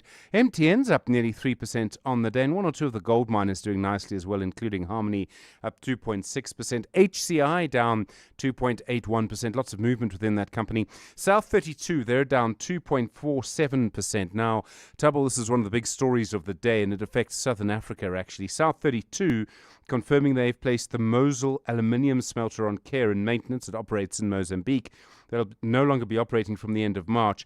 They've been in negotiations with Eskom and the power utility in Mozambique. So for years, they've been getting electricity from the Cabora Bassa hydroelectric scheme. That agreement runs out at the end of March. They have not been able to renew it. They say no agreement's been reached. They've been negotiating with everyone they can. As a result, they have to shut it down. But here's the real story. Mosul accounts for 3% of Mozambique's GDP. Yeah, 3%. So you can imagine the ripple effects as it goes through that economy, what that means for all of the people in all of the downstream industries, all of that. So this is a big story for Southern Africa, I think. Process is down 1.28% in life. Healthcare is down 1.5%. Consumer price inflation easing to just 3.5% in October. Inflation month on month was just 0.1%. Food inflation was 4.4%. Meat prices were up strongly. But food price the prices of eggs and milk actually decreased. Okay, they went down. There are reasons for that. The end of avian flu, and that's played a big role. In the US, Warner Brother Discovery, their board say they've rejected the bid from Paramount Skydance. That's $180 billion they're saying no to. They say, I love this, Paramount has consistently misled the shareholders of Warner Brothers. Bear in mind the politics of this. I can imagine. Skydance is seen as close to Trump, and so at some way or another, this is going to get a little messy. It's going to be great to watch from this vantage point. The US market's just about to open. But futures markets looking quite positive. People are, once again, waiting for more economic data, watching the situation in Venezuela as well. And that seems actually for the first time to be pushing oil up. Not anymore, actually. Oil's down from where it has been. The gold price at the moment, $4,339.35 an ounce. Platinum, $1,895.90. Brent crude, $59.77, so slightly lower.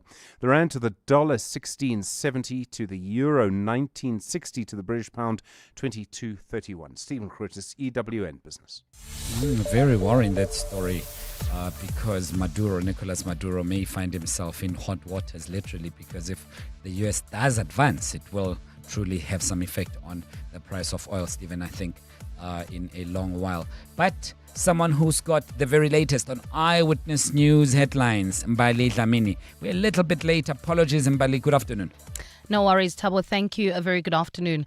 Western Cape Police say more than 7,000 domestic-related criminal cases were recorded in the province in the second quarter of the year. Western Cape officials unpacked the crime statistics for the province earlier today. The stats show domestic violence cases increased by just over 4% when compared to the previous year. The police's Monica Swart says 75% of the victims of common assault and assault with intent to do grievous bodily harm were women. Furthermore, to indicate the volumes within this category lies within the assault GBH and the assault common categories. For the period under review, 75.5% of the victims were females, and it's a slight increase when compared to the previous financial year. Swart adds that drug-related crimes remain high in the province, with Cape Town accounting for most of the incidents. All of our districts had an increase with the volumes recorded in the city of Cape Town, 63.4%, followed by the Garden Route, 11%. Let's stay with policing matters. Officers in the Eastern Cape are searching for suspects linked to the murder of 4 people in Gqeberha. Police say the incidents took place at 2 different locations, but they were in close proximity. The victims were robbed of their personal belongings, including their cell phones. Police spokesperson Sipogazi Mawisa. 2 men aged 24 and 29 years were brutally shot several times and died on the scene. It is further confirmed that 2 other males, both aged 22 years, were also shot and killed by the alleged suspects in 2 different locations from a short distance away in G West, Goniwe Street at Woma. Mawisa says the suspects are also wanted for the attempted murder of police officers. By the time police attended the crime scenes, it is alleged that the suspects were still at the scene and they fired shots to the police, who then retaliated. They fled the scene and a chase ensued with no luck. No one was injured during the shootout. Tributes are continuing to pour in following the burial of prominent lawyer Ishmael Ayob. Ayob was laid to rest this afternoon following his passing. He died at the age of 83 earlier today, with the circumstances surrounding his passing still unclear. Ayob was known for representing anti-apartheid activists during his career. Khomotso Modise has more. Ishmael Ayob was known for his work in representing anti-apartheid activists, including former President Nelson Mandela and Winnie Madikizela Mandela. Ayob represented Madikizela Mandela in her murder and kidnapping case of 14-year-old Stompie Sipe, and was reportedly also one of the few people allowed to visit Mandela while he was incarcerated on Robben Island. But his relationship with the former president turned sour after a series of legal disputes between them. In 2005, he was removed from the Nelson Mandela Trust after a court battle over the unauthorized sale of Mandela artworks. Khomotso Modise, Eyewitness News. And a former Harvard Medical School morgue manager has been sentenced to 8 years in prison for stealing and selling body parts. A federal judge handed down the sentence to Cedric Lodge, who pleaded guilty to trafficking the stolen remains from 2018 to 2020. According to reports, the parts were donated According to reports, the parts had been donated for scientific research. More than 400 families whose loved ones donated their bodies to Harvard were affected by the thefts. A cloudy Thursday in store for Gauteng tomorrow with scattered showers and thunder showers expected. Lows of between 14 and 16 degrees and highs of between 24 and 26. Meyerton heading into Vereeniging, you can still expect about a 20-minute delay R59 southbound from Johan Leroux all the way to Raiden Road. There's also an accident scene if you're heading into Soweto. This is in El Dorado Park. There's an accident scene on the N12 westbound. This is just near the Golden Highway, causing about a 20-minute delay all the way from the N1. A top story in EWN, Western Cape Police say more than 7,000 domestic-related criminal cases were recorded in the province in the second quarter of the year.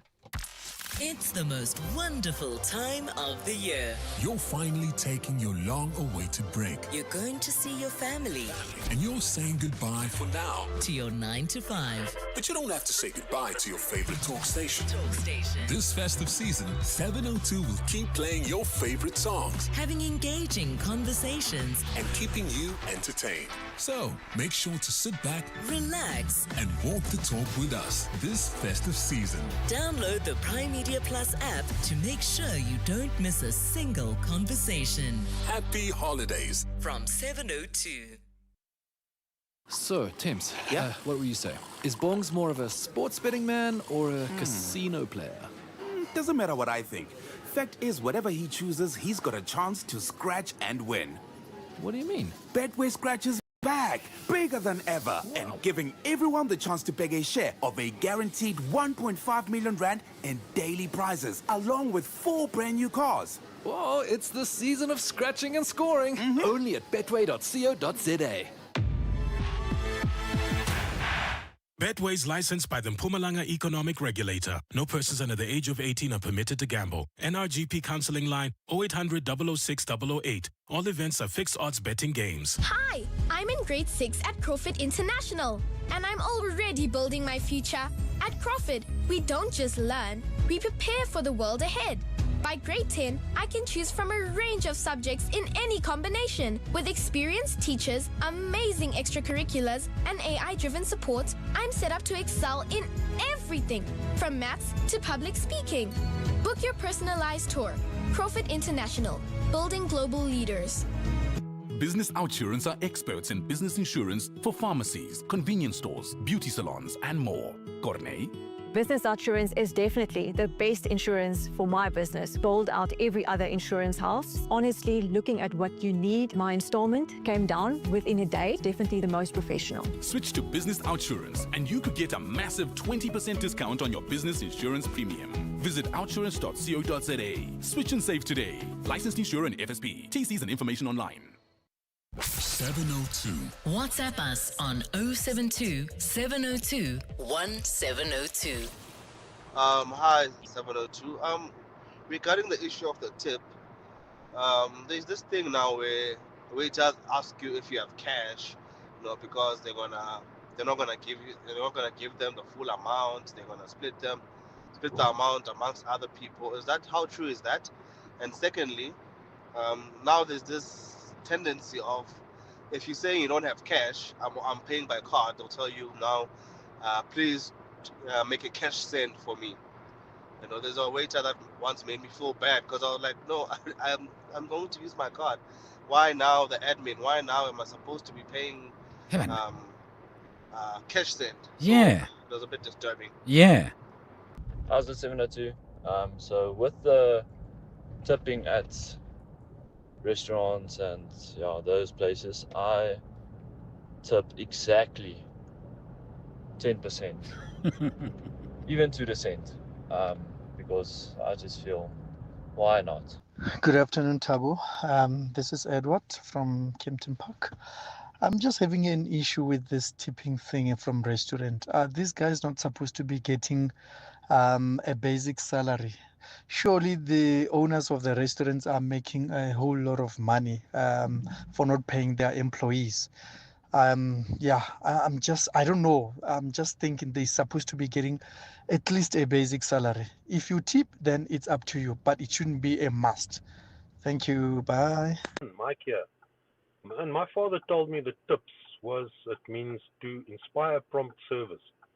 And when we went on holiday or something, he would give the waiter, find out if he's going to be our waiter for the duration, and he would give him something up front, not afterwards, up front. This business of entitled to 10%. Sorry, mate. We had a meal at the Ocean Basket in Kempton Park. We gave a decent tip. And the waitress had a stick up somewhere and came back and complained that it wasn't enough. And the service was terrible. Terrible. I know, but why complain about a tip? I mean, you shouldn't be entitled to a tip. It should come as a product of gratitude where you feel that you have gone beyond the call of duty. And why is anyone feeling entitled to it? No. I feel but I mean, if your dad gave a tip in upfront, what if what if the person did not perform appropriately and carry themselves in a way that was suitable? Do you ask for the tip back? I'd love to know from you. 011883 0702, 19 minutes to 5 o'clock. You're on 702. EWN Sport. With Tolagele Mganga with the latest in the world of sports. Tolagele. Thanks so much, Tabo. Well, thick fog in Lucknow has caused a delayed toss at the start of the fourth T20 between South Africa and India. The hosts hold a 2-1 lead in the series, with all three games so far having been heavily one-sided. At the Ashes, Alex Carey's century led Australia to post 326 for 8 at stumps. That's on the first day of the third test against England. Jofra Archer finished with figures of 3 for 29, while bowling coach David Saka has confidence in their ability to win the game. Yeah, at the start of the day, we would have taken 8. I think, as I said, if we were batting by stumps, we'd be confident we'd had the better day. But, it'd be nice to knock them over really quick in the morning and then a bat very big. I think it's pretty important our first innings is a big innings because I don't think their wicket will get easier right back day 4 and 5. Bafana headed to Morocco today for the Africa Cup of Nations and will kick off their campaign against Angola on Monday. Well, South Africa have finished in third place last time out. Hugo Broos has warned his players that they're the team everybody will want to beat. Now, this year, it's a very tough tournament because the teams are very tough. They are very good teams in that tournament, and it's not anymore like 2 years ago where you could say, okay, this team will never survive the group stages. There are not so many teams anymore, so in every group it will be war. And it's up to us to be ready for that. In the Carabao Cup, either Brentford or Manchester City will join Chelsea in the semi-finals, with the two set to meet in a quarter-final tonight. Pep Guardiola will rotate his team, but he still expects a tough battle against the Bees. We want a step to get semi-finals, I think, at home against Brentford. I don't know how difficult they are, but for obvious reasons we have seen it this season. But yeah, we are going to play to do it. The previous seasons we were sometimes at the beginning we had to face a tough teams, Newcastle and Tottenham away, but we performed really well. And the other ones we had a lot of injuries. So when you have injuries, be fit for the Premier League or other competitions is more important than that competition. And Carlos Alcaraz is splitting from his coach Juan Carlos Ferrero after 7 successful years together. The world number 1 has won 6 Grand Slams under the guidance of his fellow Spaniard, including this year's French and US Open titles. Alcaraz didn't mention who would succeed Ferrero, but according to Spanish reports, assistant coach Samuel Lopez will take over. Tolagele Mganga, Eyewitness News Sport. EWN Traffic. Earlier on, Mr. K, I heard you saying that it's getting busy on the roads. Yeah, most certainly. But let me start in the Meyerton area. This is heading into Vereeniging. Expect about a 20-minute delay on the R59 southbound from Johan Leroux all the way to Reedon Road. Eldorado Park, accident scene on the N12 westbound before Klipspruit Valley, causing delays from the N1. Also heading in and out of the Joburg CBD. Traffic is a bit sluggish on Main Reef Road between Anderson and Church Street in Rietvlei, Pretoria. Bumper-to-bumper traffic on the R50 Dalmas Drive opposite the Rietvlei Nature Reserve. In Moreleta Park, there's also heavy delays on Developer between Garsfontein Road and the R50 Dalmas Drive. And in Hermannstad, leaving the Pretoria CBD, slow-moving traffic, Eskiam Pahlele between Van der Hof and the R80. If you come across any other traffic issues, remember you can WhatsApp us on 072-702-1702. There's more EWN on air, online, and on the EWN app. 702 podcast on primemediaplus.com. 15 minutes to 5 o'clock. Welcome back. Thabo in for John. We're together till 6. I have Tolagel in the studio together with Karabo here, and I wanted to ask you first, Tolagel, are there any social inconsiderations that often go unchallenged? Let me make an example. You are at a mall and going up the escalator or wherever it is, at the airport or wherever, and there are two people working together, and they've occupied the entire rung of the escalator. You can't walk past them, and so that is inconsiderate to other people. You are doing your Christmas shopping or any other shopping at the aisle, and Karabo has parked his shopping trolley in a very awkward way. Even though you don't feel like talking to anyone, now you must say, sorry, excuse me, please move it this side. And he gives you the side eye over and above all of that. So all these things, all these inconsiderations, selfish acts of people in the public space that go unchallenged. We say nothing and we are bloating with feelings and we are bloated and we just want to say, don't do that. And things that people should know already. You seem very passionate about this topic here. Gosh, the people that have hurt you. I'm traumatized. Two, because it also happened at the gym yesterday. When there's like one railing or stairs to go, when you can't just start walking and then stop randomly. The stairs only does an up or down. And you all move in one system. Oh. So when are you being on your phone and deciding that you're going to respond to the text in the middle of the steps? No. Oh, please be considerate of other people. Yes. And then another one. I'm really sorry, Ne, but if I picked a window seat. Yes. And you also had the option to pick a window seat. Yes. Don't sit at the seat that I paid for and tell me, Guti, oh, I'm sure you don't mind. I do mind. That's why But do I you picked say the it? window seat. Yes. Do you say I mind? I'm sorry, I don't play with the window seat. Really? My friends will tell you. That's why I'm always in charge of booking flights when we go Yes. away. Without fail, I always get the window seat because I can't, guys. I can't. And they'd look at you as if you are the one who's inconsiderate. And they go, do you mind if you sit here? I do. Yeah, no, that's also very irritating. And you're thinking, did you not look at your ticket? It's 13F. It's not a window seat. It's the other one. But no, I thought because like we're almost closing. I'm like, it's because we were still walking. Give us a chance. Yes. Karabo? Yeah, when you're in traffic and you can see this motorist is indicating wanting to come into your lane and there's other motorists just passing, not giving them a chance. And me, I'm generous, I let you in. And you don't thank me by the hazards. Just thank me. I let you in. I make sure every time when I need somebody to let me in, I actually thought he was going to go the other way, where I let you in, and then all of a sudden you drive slow. Like, why did you come into this lane? I don't like that. So they're not grateful. They're not grateful. Just be nice. I was nice to you. Yes. So I mean, speaking of traffic, I think this is extremely inconsiderate and very dangerous to an extent where you become an economic saboteur if you are hogging the fast lane. Yes, 100%. I mean, you are killing South Africa's productivity. You are driving at 12 kilometers per hour. We are behind you and you just don't care. And you're thinking, they can go the other way. Yeah. And this is a fast lane where some of us are rushing to work or wherever it is that we're going. When you don't care, snail pace driving Miss Daisy, you don't give a hoot. You're like, whatever.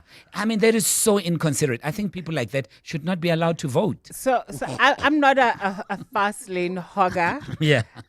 It's a lane I actively work against, but I disagree with tell me why. Tell me why. It's not my fault that you didn't keep the tab. Me, I'm observing the speed limit. You speeding is because you know you are behind your schedule. But you're against the rules of the roads. Keep left, pass right. That's a fundamental rule of the road. You are as good as someone who's been corrupt in government. Okay, now you're just going too far.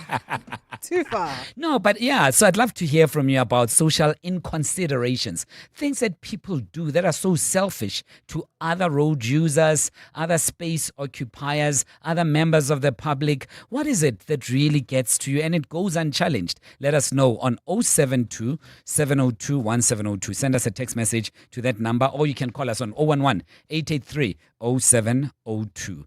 10 minutes to 5 o'clock. Let's walk the talk. 702. And at this time, on a day like this, if John was here, he'd be speaking to Paul Rulofse about minding your money, a very important feature that has helped many of us, and I speak for myself when I say that. And Paul joins us again for the last time this year about minding your money and helping us investing in uncertain times. Paul, thanks for your time. Really appreciate it. Good afternoon. Hi there, Tabu. Good to chat to you again. I haven't seen you for a while. It's been a while. It's been a minute indeed. Lovely chatting to you, and I look forward to your pearls of wisdom because you've got a certain perspective that you give to us, and that is very practical and simple to understand. Today, we're looking at investing in uncertain times. At these times, a number of investors, I would assume, investors would want to keep their money to themselves because times are uncertain. You think differently? Well, certainly, I think this is the time that we really have to be very, very savvy around our money. The markets, as we turn the year, are leaving us in very precarious positions. Valuations are skyrocketing. And then as we talk, the rand has now found a new direction, and that's stronger. It's now 16.75, I think, the last time I saw it. And then we see the petrol price, the oil price coming down. It's below $60 a barrel. So there's a lot of uncertainty right now. And as we go into the festive season, Tabu, we take with us uncertainty, and how will it land, as we come back into the new year is the question. And, much like choosing the right lane when you're driving to and from work, there's uncertainty. There's reasons why people are in the fast lane, and there are reasons why people aren't. Yeah. But I guess what I'm pointing to right now is to be very, very aware and very cautious around expectation. And this is really the big thing. We tend to, in terms of human behavior, tend to rest on past performance. Yes. And past performance says, well, the markets this year have done spectacularly well. And we get this straight line mentality, Tabu, where we say, okay, so it's done that, so we can expect next year to do that again. And we get this frame in our minds that markets go up in straight lines. And there's nothing further from the truth. Sure. So what I'm getting at is, I think we should sober our thoughts right now as we move into the festive season, and take stock of what might happen next year. And certainly I'm not on the side where it's going to continue up in straight lines. I think there are signals out there right now which deserve our attention. And I think it comes down to managing our expectations. Expectations need to be tempered right now, because as the pundits are all pointing towards market exuberance, AI explosions, and all that sort of thing, there are also some signals out there that say maybe we should take a little bit more of a sober thought and get a little bit away from the experience we've had. What is to be said about a game of time that we should play, and obviously not thinking that as soon as we invest, we'll get something out immediately? Does patience play a role in this game? Well, you see, that's conventional wisdom. It says time in the market. Over time, the market tends to, over and outperform other asset classes or other investments.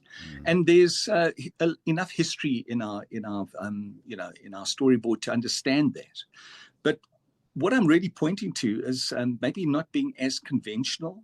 Time in the market, yes. But if you had suddenly won the lotto tonight, or whenever the next draw is, and you came to me, Tabu, and said, Paul, I've got this money, conventional wisdom would have said, let's consider time in the market. What is your time horizon? You might have 10 to 30 years, depending on when you want to retire, for example. And the conventional wisdom would say, well, let's rest that in the market, because the ups and downs over time will still net out a better return for you.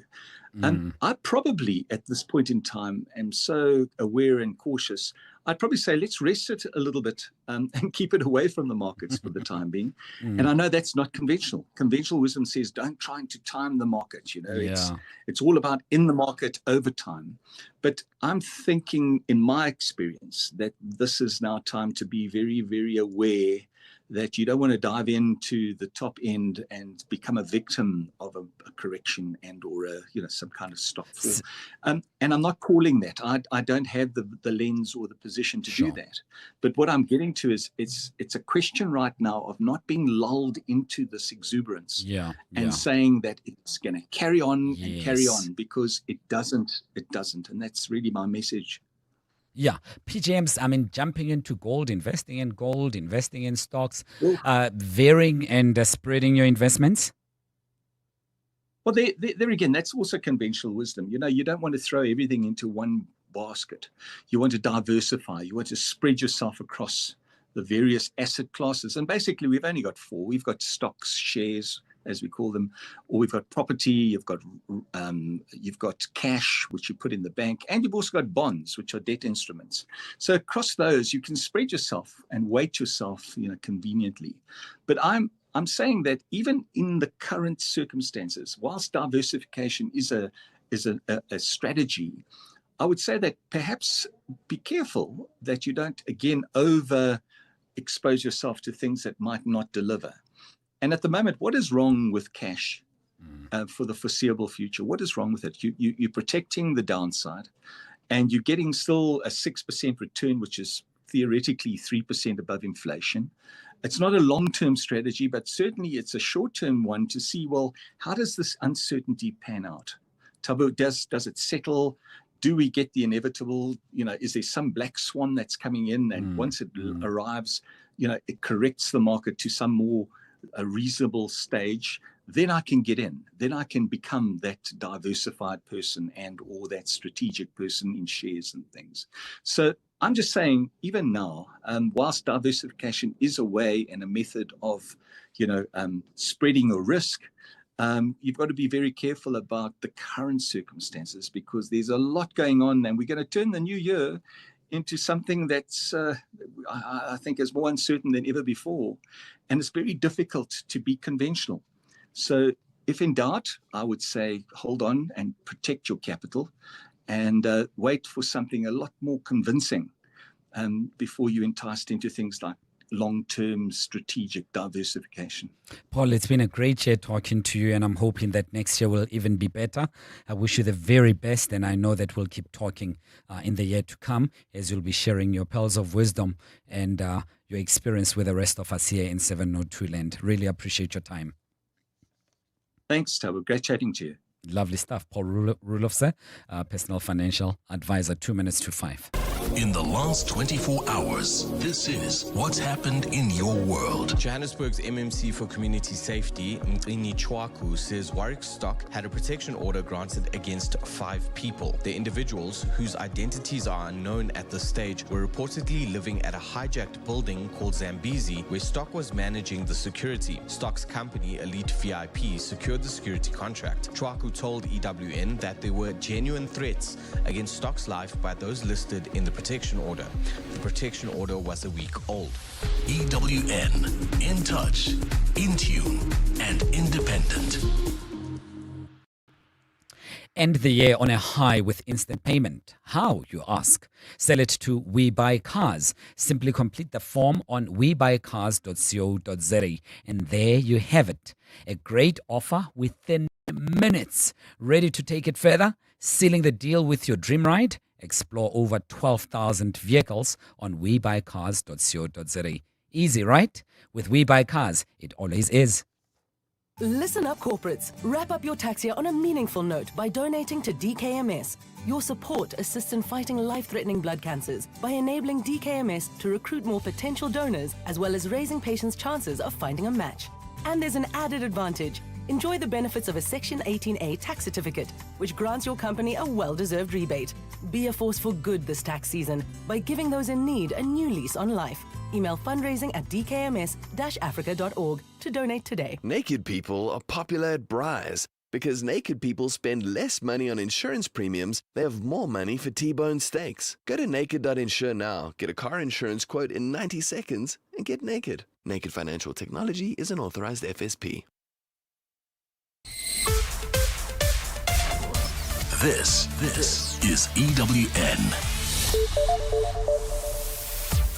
A close associate of slain DJ Warras sits down with EWN, and 2 killed in a shootout with police in Kempton Park.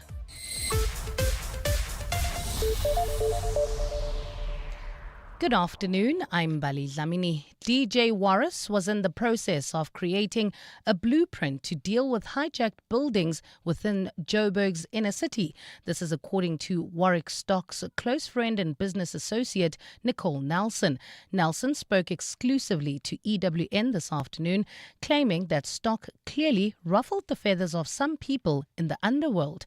Oren Singh reports. DJ Warras' close friend and business associate, Nicole Nelson, claims he was targeted because of a blueprint he was in the process of establishing in dealing with hijacked buildings in Joburg CBD. He ruffled the feathers of people in the underworld who coexist with state structures. Nelson says Warras was contracted earlier this year to assist attorneys managing a hijacked building called Zambesi House in the inner city. He was doing it, and he had the right team backing him, and we were on an upward trajectory. We had a solution that clearly isn't good for business, but whose business? Through his security company, Imperium Ops, Warras filed a briefing report in July following an audit of those living in the building. Oren Singh, Eyewitness News. 2 suspected robbers have been killed in a shootout with police in Kempton Park in the east of Johannesburg. Police say the suspects were part of a group allegedly attempting to rob a courier delivery vehicle when officers working with private security moved in. One additional suspect was wounded during the exchange of gunfire and has been taken to hospital under police guard. To this now, the Home Affairs Department says it's already deported most of the Kenyan nationals arrested during an operation yesterday. The 7 were allegedly processing applications for South Africans seeking asylum in the United States. Deputy Director General Thulani Mavuso says contrary to some claims, no United States citizen was apprehended during the operation. They presented those documents within an hour after with our law enforcement asked them to present those documents because they did not have them with themselves, and then at a later stage they were presented, and there was no U.S. official that was detained or arrested. That is far from the truth. Mavuso says the 7 Kenyan nationals who were arrested had previously applied for visas to conduct volunteer work but did not meet the criteria. He says they were in the country on tourist visas. They were apprehended for the purposes of deportation. And they have since left the country, and we're just left with one who will be leaving soon. The reality is that they were working without necessary documentation in clear violation of our immigration laws. And the Council of the Built Environment says substandard and low-quality materials were being used in the church building, which collapsed and killed 5 people in Verulam. The council released its preliminary investigation report today, finding that the construction was unlawful. On Friday, the 4-story building, which was still under construction, collapsed during the pouring of wet cement on its top level.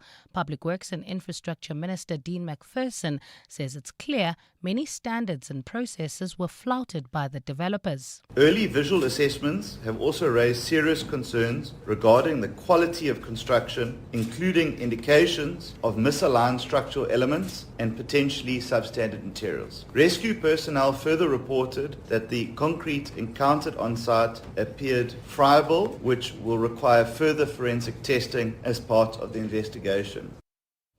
Gold is trading at $4,320, 3 cents an ounce.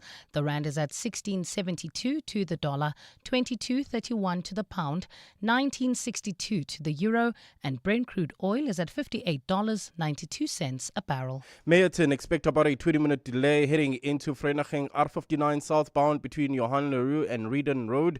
Bedford View heading towards Germiston, N3 south. There's delays.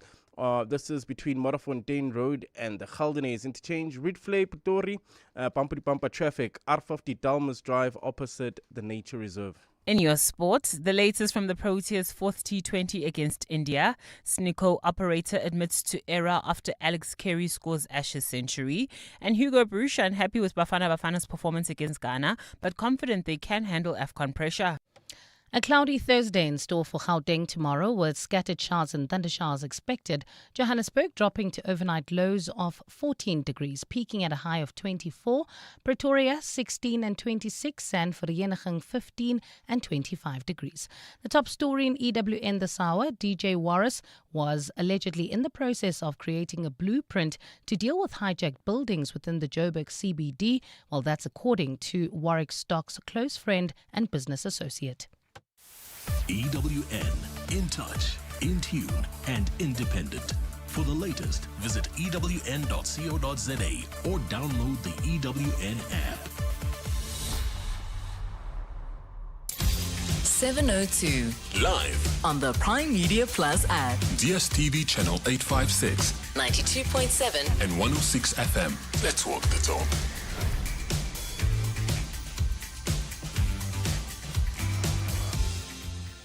Six after 5, you're on 702, Thabo Shola in for John. We're together till 6, a couple of minutes to go. In the previous hour, we had a chat about investing wisely, using time and spreading your investments as some guide way towards a fruitful or productive investment. We also had a chat about hijacked buildings in the city of Johannesburg, and that was on the backdrop of the brutal killing of famous DJ Warras, Warwick, who was then shot dead yesterday in central Johannesburg. We asked about the state of the city, especially the CBD.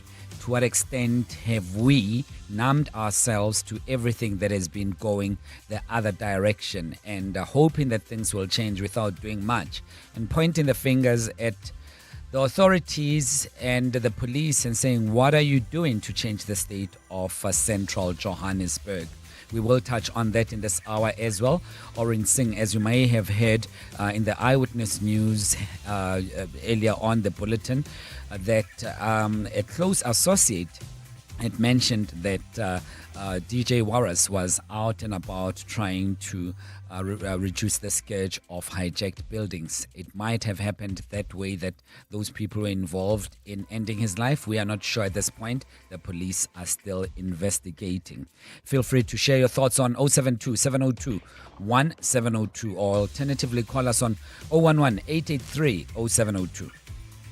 702. Let's walk the talk on 92.7 and 106 FM. Hi, Thabo. Can we vent against people who watch videos in restaurants, especially when a restaurant is quiet and everybody is looking forward to their meal? Then here are people next to you watching videos while they're waiting for their order. Fine, watch those videos, but please, on a very considerate volume, please. Hi, Thabo. How are you, me? Sorry, it's Milton Paroni Alexander. Look, my biggest worry about the road users that I hate the most is about people that are driving, blowing music high, playing music like lunatics. I don't like people doing so, because even though you're on the phone, you have to close your window. Yeah, it's not good. It's not fair to other users. And those that are driving motorbikes were revving it, making noise. Oh my goodness. It makes me not happy. And it makes me feel like I can just take out his car and give him a bicycle at least. Milton Paron Alexander, thank you. Good afternoon, Thabo. So my thing is, if you're not going to tip, then go to McDonald's, KFC, Nando's. There's a lot of fast food places.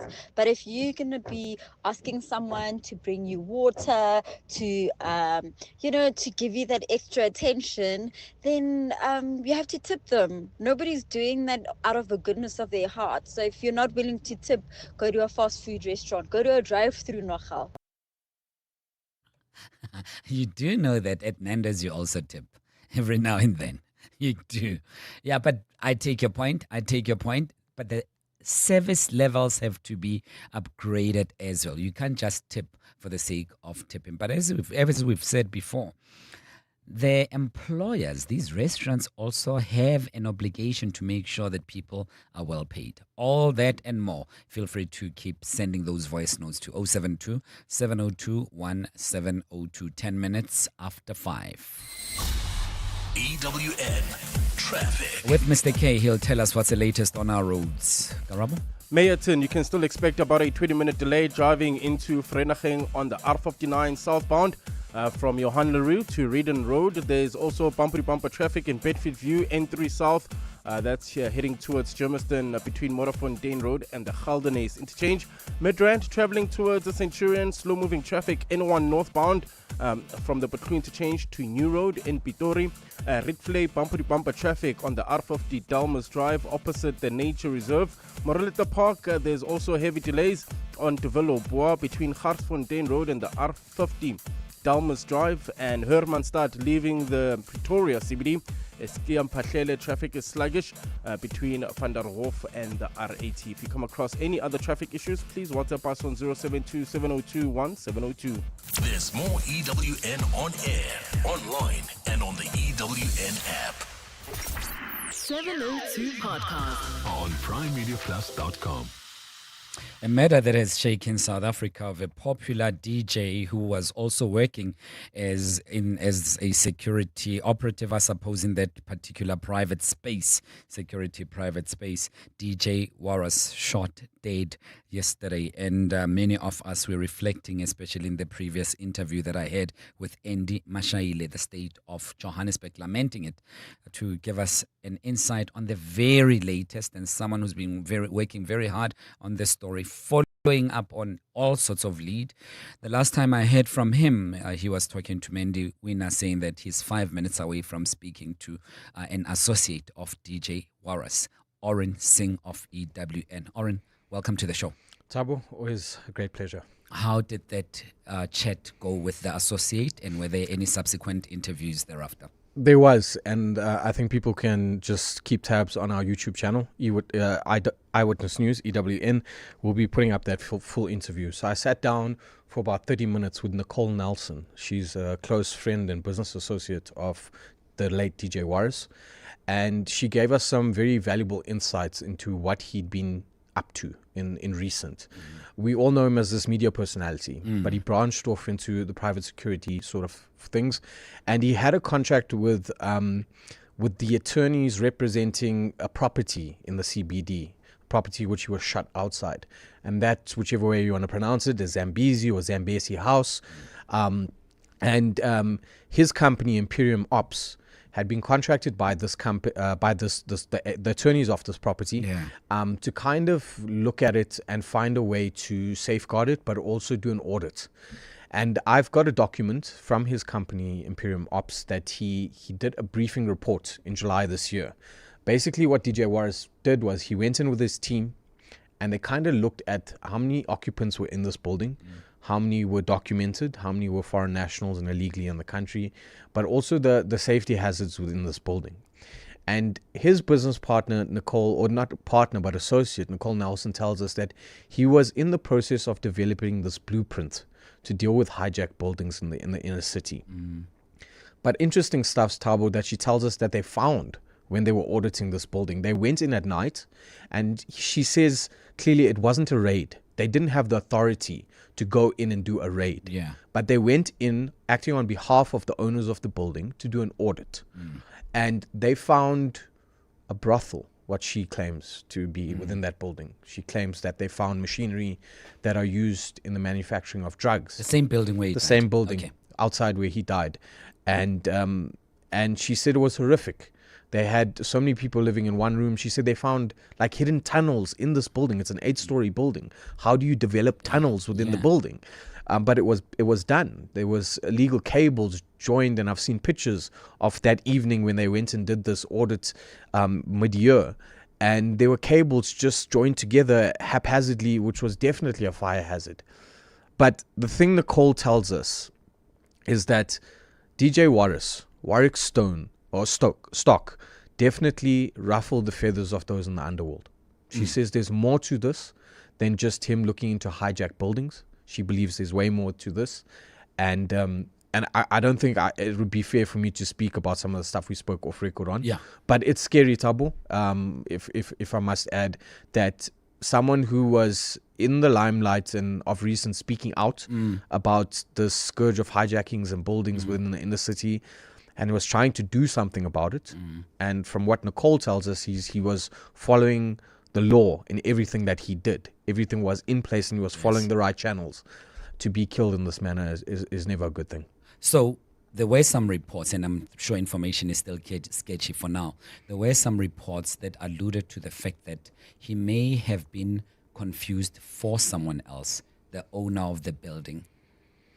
Having had a chat with Nicole, who was very close to Warras in this instance, where would you put that? Nah, she refused that. Smoke screens is what she's been telling us, that there's a lot that's going to come out to try and sidetrack investigations. I'm not saying whoever said that was lying. That might well be the case. I saw the Premier Panyaza Lusufi speaking on a news network show not long ago, saying that they have a lot of information about the suspects. And we hope that leads to the arrest, and we hope that we get the person who called the hit. But I understand that the owner of the building is a female who inherited the building from her late husband. And so it would be difficult to confuse a woman with Warras himself, especially him quite recognizable with tattoos on his arms and so forth. So do we know some figures who may be associated with hijacking this particular building? Look, it's very early stages, and I know that police are still taking statements from a lot of people, people that were close to DJ Warras himself. But all I can say is that in that briefing report, or the interim report that Warras had formulated through his company, there are figures there of the number of occupants that they had in the buildings, 202. The number that was not documented, 80 people that they found, and there's figures there which we'll elaborate a little bit more on in our coming news pieces. But right at this moment in time, I think they're trying to just establish who the shooter is and trying to track down those suspects. Speaking of establishing who the shooter is, it is said that on camera, and I don't know the veracity of this, you'll confirm it for us, there was a gentleman in dreadlocks wearing shorts who was said to allegedly have been involved in shooting Warras. And apparently that gentleman came back wearing different clothing and standing next to journalists and pretending to be shocked like everyone else after the incident. There are numerous reports, Thabo. There are numerous reports. I've seen a report by quite a reputable journalist that put out a story not long ago to say that eyewitnesses claim that the shooter himself had been lingering around that area for a couple of hours, buying loose cigarettes at the street corner and so forth, and trying to blend in prior to DJ Warras being shot. So, I mean, police have the footage, the camera footage, the CCTV camera footage, and bear in mind there's a lot of cameras in that specific area of town. And so they have access, and they are able to trace, once he was done with the shooting, where did he go, which access did he use, or street corner or alleyway or whatever the case is. So I'm hoping that they're following up leads and going through that footage properly to establish where the killer may be. I do not want to equate this or compare these two incidents. We have seen one very famous soccer player dying in full view of a number of individuals, including those who are very close to him personally. And to date, we still don't know who pulled the trigger. To what extent do we have confidence if these individuals, hijackers, building hijackers, if they're involved, or any other of any figures in this dark space who operate in the city center? To what extent are we confident that they are not going to overshadow the truthfulness of the case by using their power, money, influence to sweep this under the carpet? That's a question I posed to Nicole. I said, how much faith does she have in the justice system that they'll make arrests, and that not only make arrests, but they'll get the person who called the hit? Because I don't believe a person in dreadlocks on the street just randomly chose to murder him for no reason. There was definitely someone that was behind the calling of this hit, and I think she wants to cling on to that little bit of faith that she has in the justice system. But I think in this day and age, Thabo, it's very difficult for anyone, not just someone like DJ Warras, who was a prominent figure, but for anyone, myself, if I get taken out tomorrow, I personally have very little faith that they should get to the bottom of it. God forbid. But where to from here as we say goodbye to you? I think we just need to afford police the time and space to investigate. And I think we don't want to put out too much information that may mess up that investigation. So there's a lot that they're working with at the moment, and I'm hoping that in due course they are going to make some arrests. Thanks for your time. Oren Singh is with EWN. 20 minutes after 5 o'clock. Join us. Let's walk the talk. This is 702.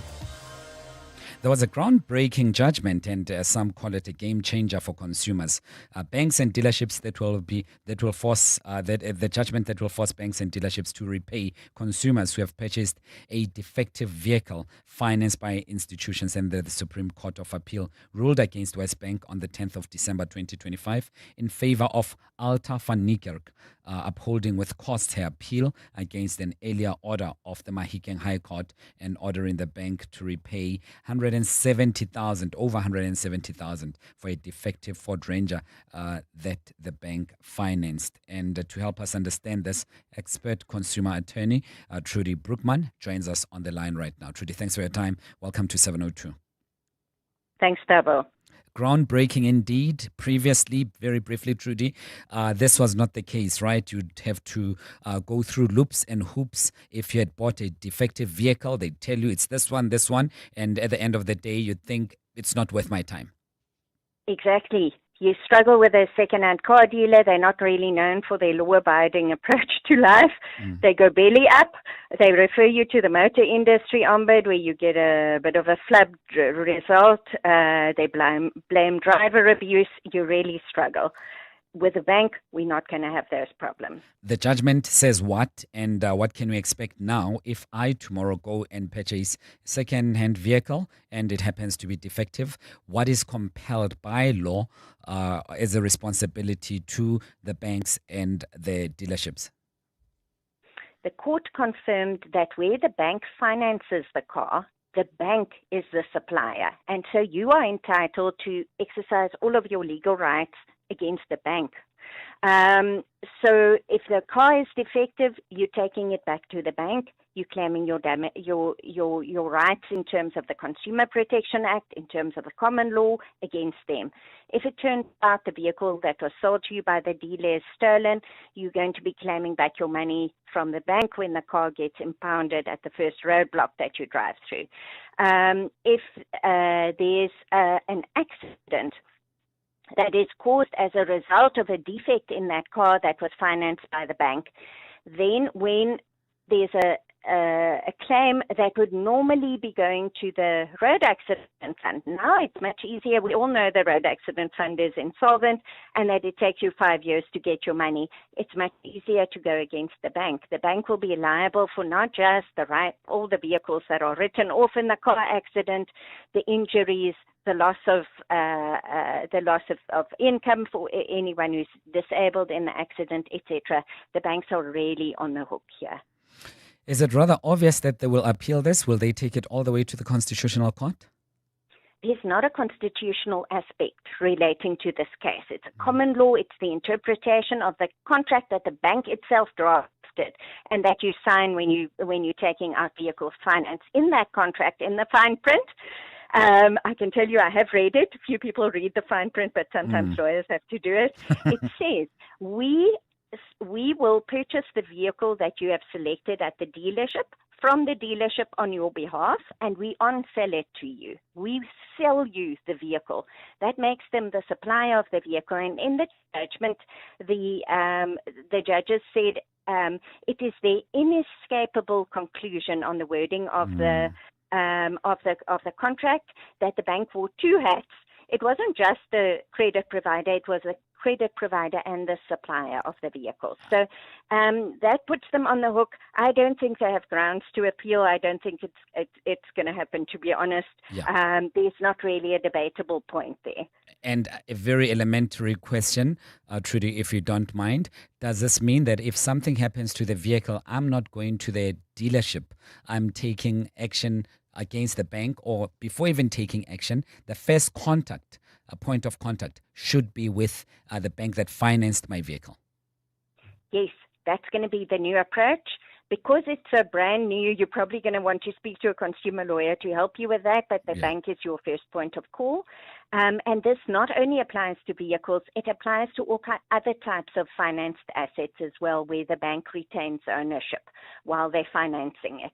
A home? Not a home. Okay. That's a little bit different. Okay. I don't think it applies to fixed property, but any movable property that you have financed by the bank. I know what all your listeners want to say to me. They want to say to me, Trudy, the bank is going to pass on the cost to the consumer. What's your answer to that? And my answer to that is that the National Credit Act has a limited list of charges that a bank is allowed to pass on to the credit consumer, and this is not one of those. The bank cannot pass this on to the consumer. Trudy, this is very interesting, groundbreaking indeed. And I suppose the law doesn't work retrospectively? Yes, it works. Well, the law doesn't work retrospectively in principle, but here, these contracts have been in place since 2007 when the National Credit Act came into force. So if you purchased a car back in, any time from 2007, it applies to that vehicle even after your finance, after you've paid back all the finance on the vehicle. This also applies to you. It literally applies to any defect in a vehicle. It also applies to situations where the dealer has lied to you while doing the marketing, where the odometer reading was turned back.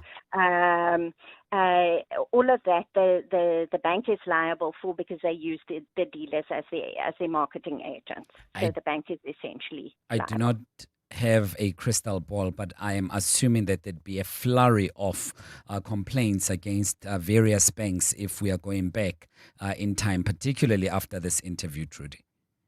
I expect so. I think the banks are in deep trouble, and I think they need to make a very quick plan. The judgment is huge. It has a phenomenal impact, and I think the wonderful thing is that it's going to improve road safety for all of us. We know that banks are risk averse, so they are going to put measures in place to ensure that the cars with the worst defects are not financed going forward. Because otherwise they're going to be on the hook for a huge claim to repair the defect, or if the car causes an accident, they are where we're looking to for the compensation. I think they're also going to start keeping the dealerships honest, because when they market the car to the consumer and spin big stories, then the bank is liable when you cancel due to having been misled by the salesman. So I think this is going to be an enormously positive impact on the road usage landscape in South Africa. And the relationship between banks and dealerships. Trudy Broekman, fascinating story, fascinating insights. Thanks very much for your time. Attorney specializing in consumer law. 28 after 5. EWN Business. SG of Broadcasting, Stephen Grootes, is here to give us the very latest in the world of finance, business, and everything else. Steve? Thabo, thank you very much indeed. Well, the JSE All Share very much in the festive cheery mood today, up 1%, ending at 114,044, flirting with record highs again. Resources doing most of the heavy lifting. They're up 1.58. Financials up 1.35. Industrials up by just over 0.5%. But really, it's the platinum price that's done it, just over $1,900 as I speak to you, Thabo. It was the sort of unexpected story of the year, if you like. Gold we could see moving, although, to be fair, the rate at which gold has moved is unexpected and dramatic, but platinum to be moving so much is also really quite big. As a result, Implats are up 6.8%, Valterra's up 4.24%, Northam's up 3.81%, Sibania's up 2.66%. A couple of the consumer shares are doing nicely. MTM's up 3.94%, Motus is up 2.65%, Telkom's up 2.59%, and Truth's up 2.39% on the day as well. HCI, they're down 2.77%, South 32 down 2.34%, and that's because they're replacing their Mosul aluminium smelter on care and maintenance. It will cease operating from the end of March. They simply just can't get enough electricity to run the thing. Their current agreement runs out at the end of March. It was created really to take advantage of hydroelectric power from Cabora Bassel. That's 3 3% of Mozambique's GDP. So, Tabo, you can imagine the impact. We'll talk more about that on the Money Show tonight. And then on the negative, and then so South 32 is down, Tungela is down 1.84, and We Buy Cars is down 1.35% on the day. And consumer price inflation easing to just 3.5% in October. We'll talk about that too on the Money Show. What that means, I mean, some people are talking about an interest rate cut as early as January, and considering you just lowered the inflation target, it really is extraordinary how things are turning around in the inflation picture. In the US, Warner Brothers Discovery, their board rejecting the $108 billion offer from Paramount Skydance. They say Paramount's consistently misled shareholders, doesn't have the financial guarantees it says it does. Wow, watch Truth Social for the latest. And then, of course, in the US, still waiting for more data from the US federal government, all about interest rate expectations. The Dow Jones is up 0.44%. The Nasdaq is down 0.12%. The S&P 500 is up 0.05%. The gold price at the moment is $4,341.28. Platinum $1,901. Brent crude $59.78. The rand to the dollar $16.70. To the euro $19.62. To the British pound $22.34. Also on the Money Show tonight, we'll be looking at the enhanced games. This is people who are taking part in sort of Olympic-style games when they've been taking drugs. I mean, really quite strange. We'll be talking about the banking ombud and some of the big findings they've made this year. And then also we'll be speaking to the Reserve Bank. We'll speak to the director of the Payment Ecosystem Modernization Program. It's all about ATMs, would you believe? Really? They're going to change dramatically. And your shapeshifter tonight, Lee Naik, the CEO of TransUnion Africa. Really interesting story to tell. Stephen Krotis, EWN Business. Yeah, fascinating stuff. You don't want to miss the Money Show tonight between 6 and 8 o'clock with Stephen Krotis. Standing by to give us the very latest on Eyewitness News headlines. Mbali Dlamini. Hi, Mbali. Thanks, Tabo. Good afternoon. Some Johannesburg residents are still without water. Following maintenance work by Rand Water, the bulk water supply embarked on a 48-hour shutdown to conduct work on its systems. But the water woes have extended by almost 3 additional days. While some areas are gradually stabilizing, recovery efforts in Midrand have stalled. Rand Water says due to the size and complexity of the system, additional time is needed to recharge. The DA's Belinda Kaiser Echiozonjoku says this is unacceptable. Despite the claims of an expanded tanker fleet, the reality on the ground is chaos and inequality. Some areas are flooded with tankers, while others are left without a single drop. Councillors in neglected areas are forced to beg for basic assistance and clear information.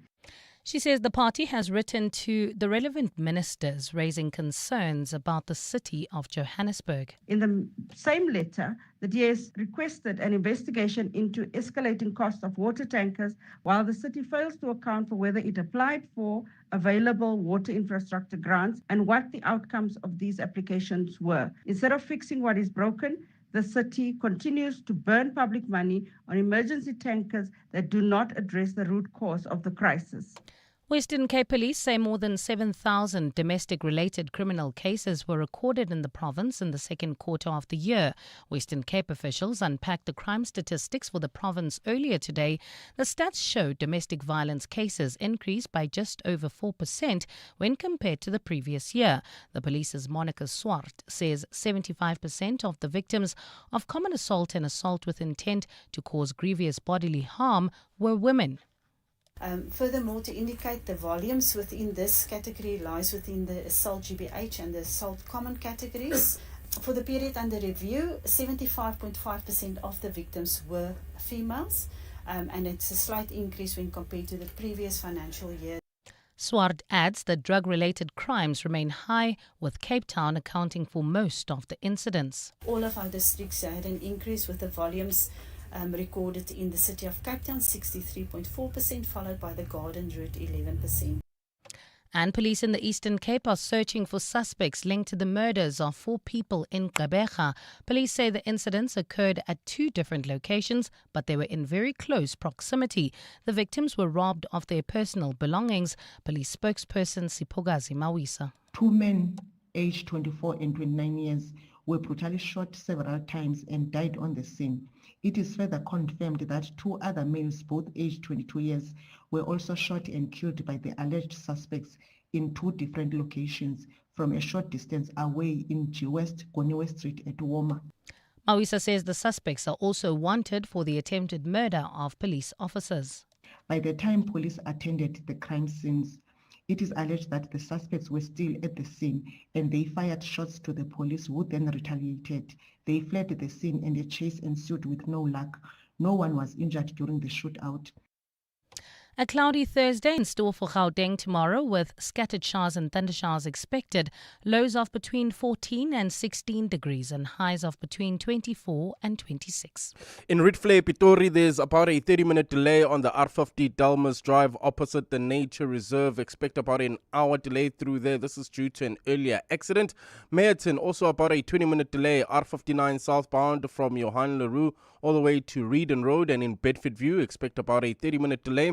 N3 southbound from Modderfontein Road to the Geldenhuys interchange. A top story in EWN, some Joburg residents are still without water following maintenance work by bulk water supplier Rand Water.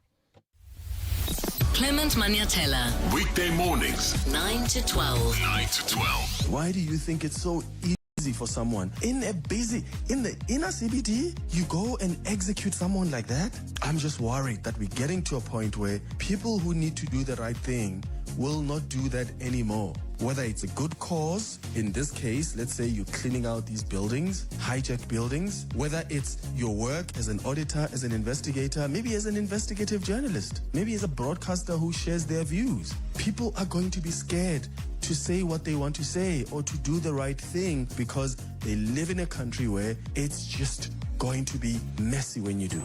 Clements Maniatella. 9 to 12 on 702. Join the summer spectacle of speed with Hollywood Bets. Take the reins with the sizzling summer competition. Bet 50 Rand or more on horse racing for a chance to win a share of 1 million Rand in prizes.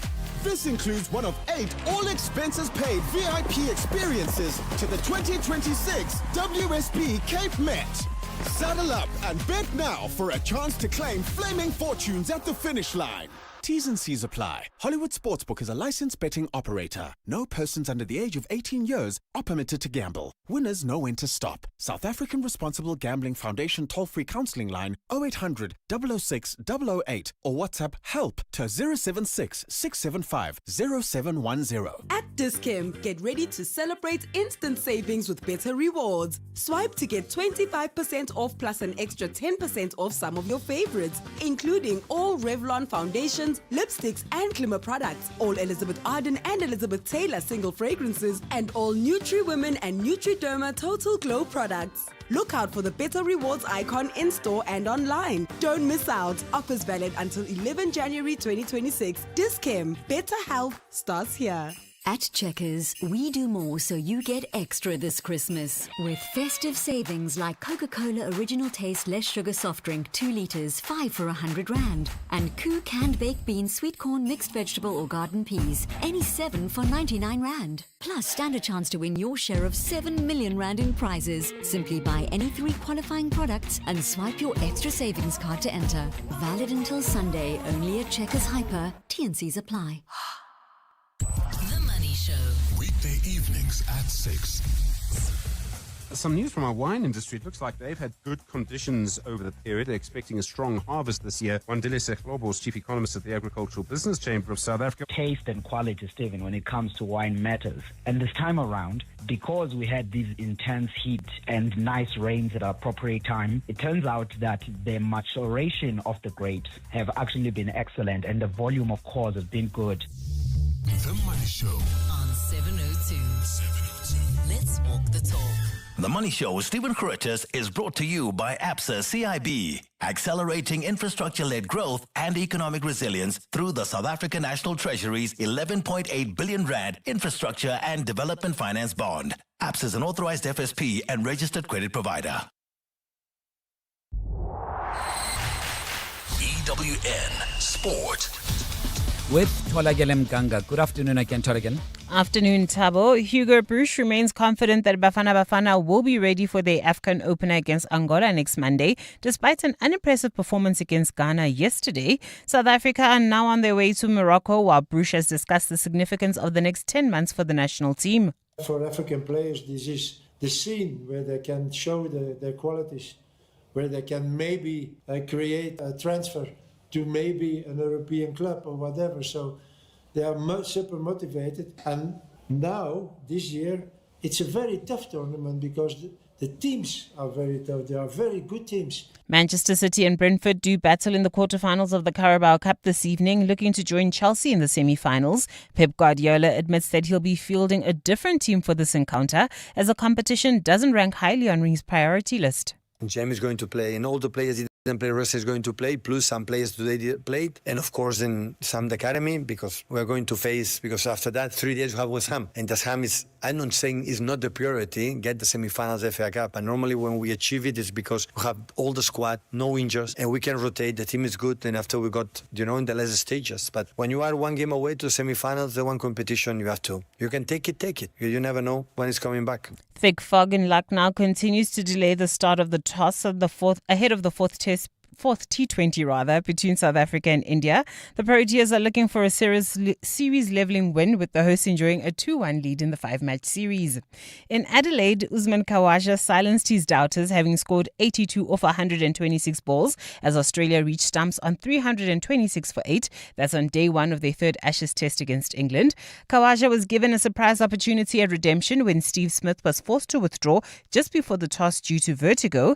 Alex Carey, who scored 106, praised Khawaja for showing his worth to the baggy greens. He's a quality player, and it was a matter of time for him to score a really good score. Been in good nick in Sheffield Shield cricket. We saw what Trav did in Perth. We know what Weathers is doing, and sometimes, timing and luck in the game doesn't quite go your way, and he found himself out of the 11 originally. But for him to come in, he's still really hungry to improve and play good cricket for Australia and to help us win a series, and I still think he's got so much to give to this group. An undefeated Terence Crawford has announced his retirement from boxing with a 42-0 record. He won the biggest fight of his career in September when he defeated Canelo Alvarez to become the undisputed super middleweight world champion.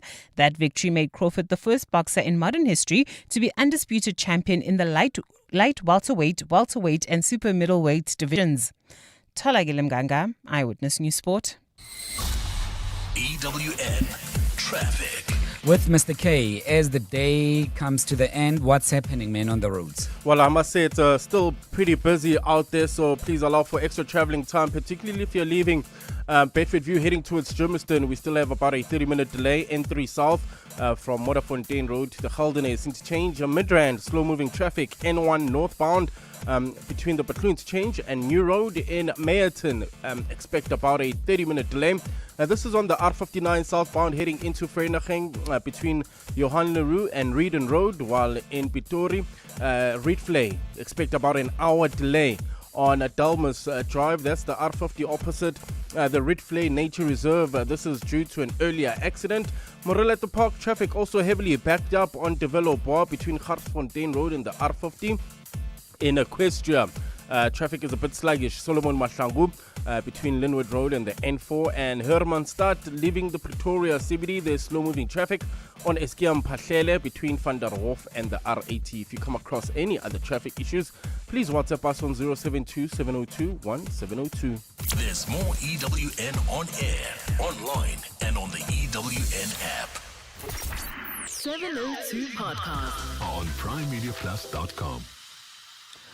Welcome back. 17 minutes to 6 o'clock. Thabo in for John. Always great having you with us, and feel free to keep those messages coming through on 072-702-1702. Speaking of messages on the WhatsApp line, I would like you to do that right now, because the United Nations has determined that there are so many other cities in the world, and you'd know that the United Nations has got about how many members? About 193 or so, somewhere there. But what they're saying is that they're estimating that by 2050, 68% of the world's population will reside in urban areas.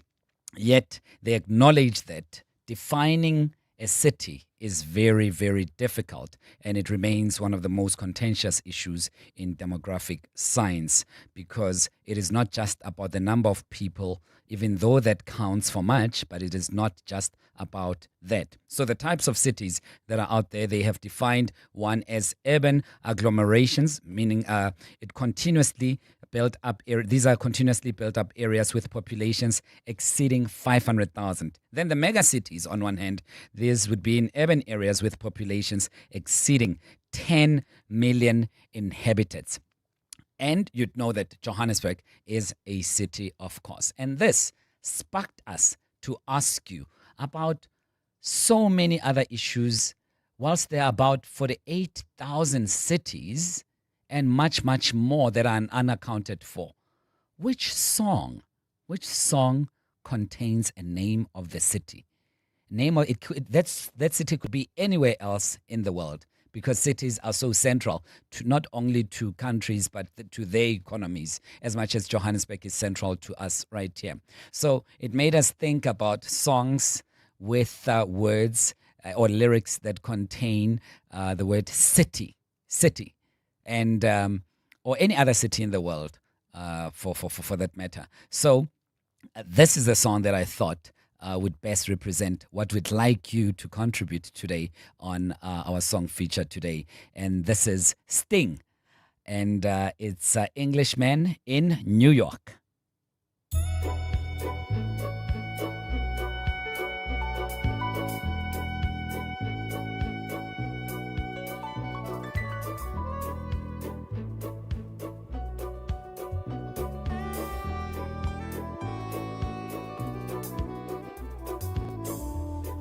Coffee, I take tea, my dear. I like my toast on one side. You can hear it in my accent when I talk. I'm an Englishman in New York. You see me walking down Fifth Avenue, walking cane here at my side.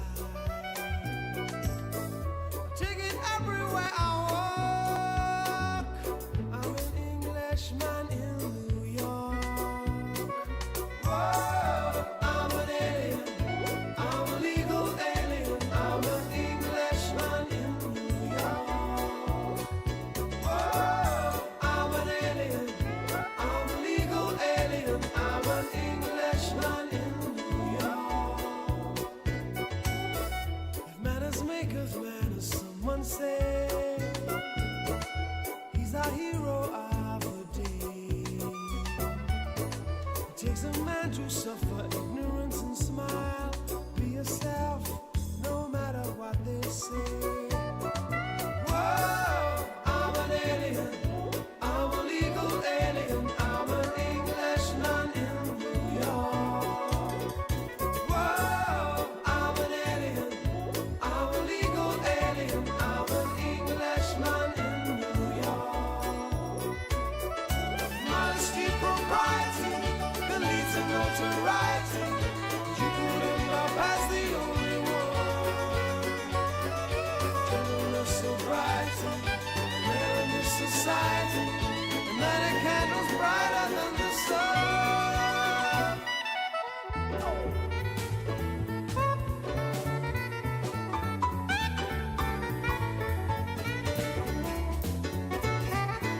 Sting, Englishman in New York, and that's the name of the city. And we asked this question about a song that contains the name of a city anywhere else in the world. Desmond Morris once described the city, and he said, the city is not a concrete jungle, it is a human zoo. So if you know of a song that contains the name of the city, feel free to do so.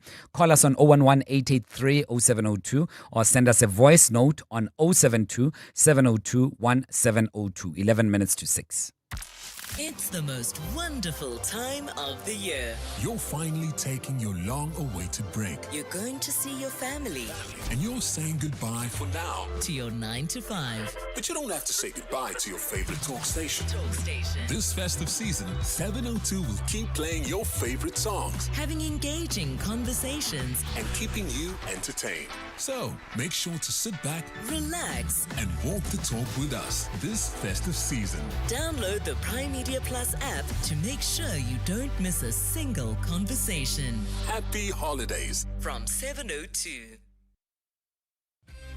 Meet McDonald. He is the self-proclaimed king of homegrown veggies. You see, McDonald believes as long as he sprinkles the seeds, the veggies will grow. He even promised beetroot and carrots to the entire neighborhood. Now, abantu bazotini, when the neighbors are asking for their share, but not a single veggie has grown. Booty, avoid the embarrassment. Make smarter decisions for your home. Visit Cashbuild for quality gardening tools and seeds at the lowest prices. Cashbuild. I was in another insurance company and I wasn't happy. One of my colleagues was also without insurance and she was happy. My niece is without insurance and she's happy. Then I just decided I wanted that happiness. What was the real deal they could offer you? 870. Every month? Every month. That's amazing. You're always getting something out. Yeah. Go to outsurance.co.za now for a 10-minute quote that could save you thousands. What brought you and Outsurance together? Let me just jump on the call with them. Let me just see what's happening. He asked a lot of things about my vehicle, my sexy vehicle over here. Ooh. Yeah. And to my surprise, 718 Rand I ended up saving. And this awesome product called Panic Assist. 24-hour security if we need their help. Thinking I'm a father, I need to look out for my family. Absolutely. They gave you the real deal. It literally is the real deal. Go to outsurance.co.za now for a 10-minute quote that could save you thousands. Licensed insurer and FSP. T's, C's and information online. A man driven to the edge. I don't know where you are. I don't know who you're with. When his beloved takeaway was taken away. I will look for you. I will find you. And I will eat you. It's the Summer of Stars at Simply Asia. Stand a chance to win a Toyota Starlet when you spend 200 Rand or more on our famous flavors. Order now. Simply Asia. Connecting the Thaiway. 702. Call us on 011 883 0702. 9 minutes to 6 o'clock, a song which contains the name city or any name of the city in the world. 011-883-0702. Nyana, you are in Centurion. Welcome. Good afternoon. Good afternoon. The song I was thinking about is Empire, State of Mind by Alicia Keys and Jay-Z. What a powerful song. Goodness me. It's a beautiful song and it actually inspires me to always know that all dreams are possible and dreams can come true. There's no lie in what you said at all. Nyana, thanks very much for the call. 011-883-0702. Empire State of Mind. Jay-Z featuring Alicia Keys.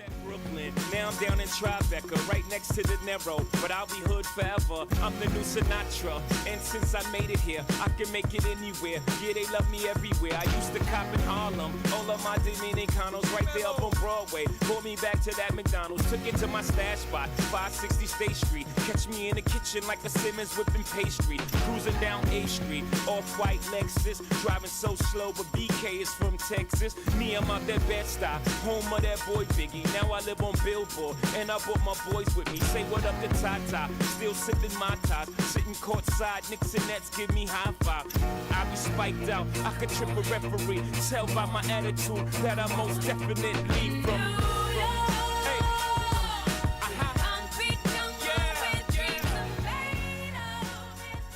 Of course, New York. Oh my goodness me, what a fantastic city. It feels like you're in a movie when you're walking in New York, like that Brenda Russell song. 7 minutes to 6 o'clock. Voice notes 072-702-1702. Good afternoon, Tabo. On the topic of this song with the name City in it, We Built This City by Starship. And I guess where that is pertinent to Johannesburg is that it wasn't built on rock and roll, but it was built on rock and gold. Have a great evening. Bye.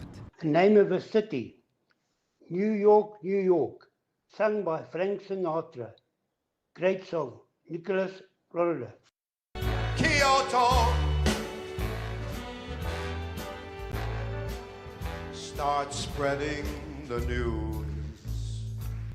I'm leaving today. I want to be a part of it. New York, New York.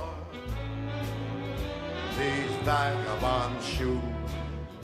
From the Prince of New York himself, the great, ever wonderful Frank Sinatra, New York, New York. Another voice note on 072 702 1702. Hey, Mr. T, how you doing? It's Rutherford here in Londale. Actually, 3 songs that I can think of. Is Shinehead, Jamaican in New York, Bruce Springsteen, The Streets of Philadelphia, and JC with New York. I think she is with Alicia Keys. Thank you. This is Rutherford from Leondale.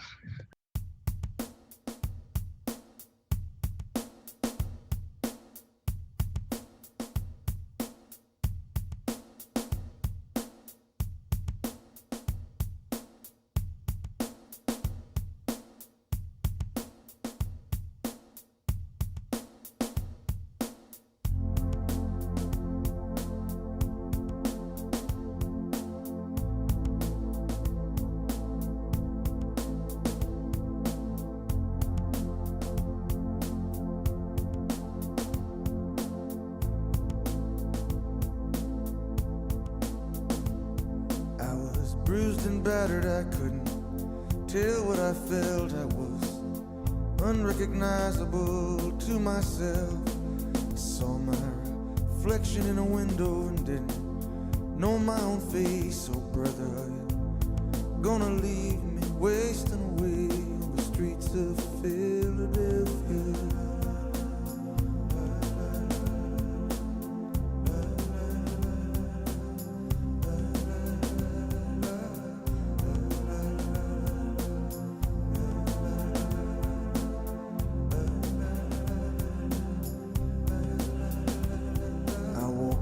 Avenue till my legs felt like stone. I heard the voices of friends vanished and gone.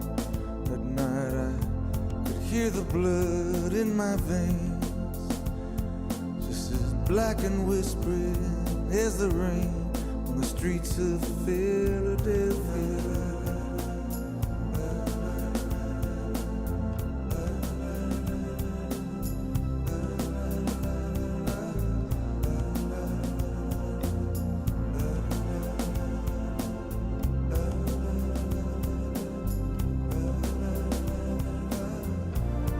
Ain't no angel gonna greet me.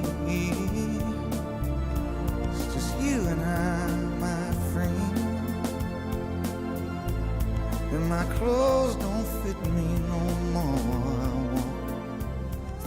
Yeah. What a beautiful song. Bruce Springsteen, Streets of Philadelphia. Amazing tune indeed. 011-883-0702. Tulani, you're calling us from Pimville. Hi. Hi, Tabo.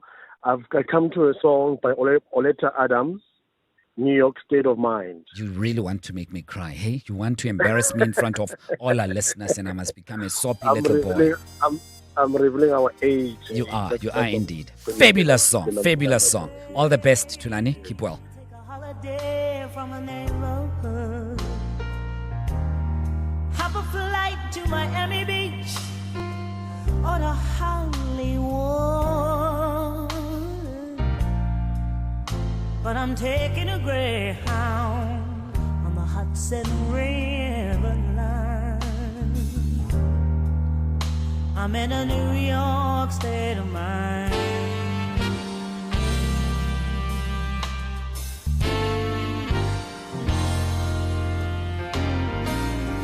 I've seen all of those movie stars, fancy cars and limousines.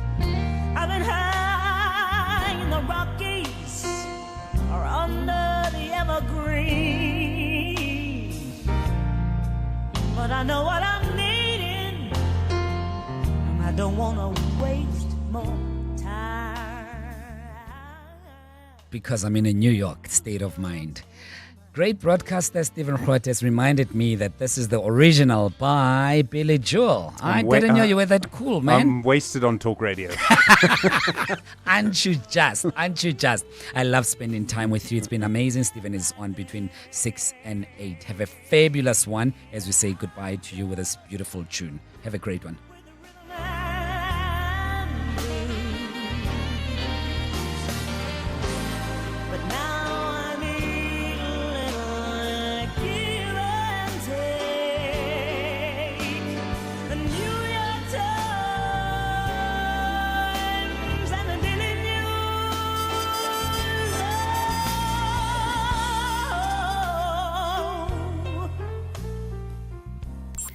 And now, The Money Show. With Stephen Grootes, live on 92.7 and 106 FM. Streaming on the Prime Media Plus app. And DSTV channel 856. The Money Show with Stephen Grootes is brought to you by Absa CIB, proud sole lead arranger and infrastructure finance structuring agent of the South African National Treasury's 11.8 billion rand infrastructure and development finance bond. Good evening on your Money Show tonight. South 32 closes its Mosel smelter. Mozambique loses 3% of its GDP, while Josientsor Makgopa confirms it'll cost around 5 billion rand to keep our smelters open. Inflation comes in lower than expected, suggesting a late Christmas present from the Reserve Bank. New plans will completely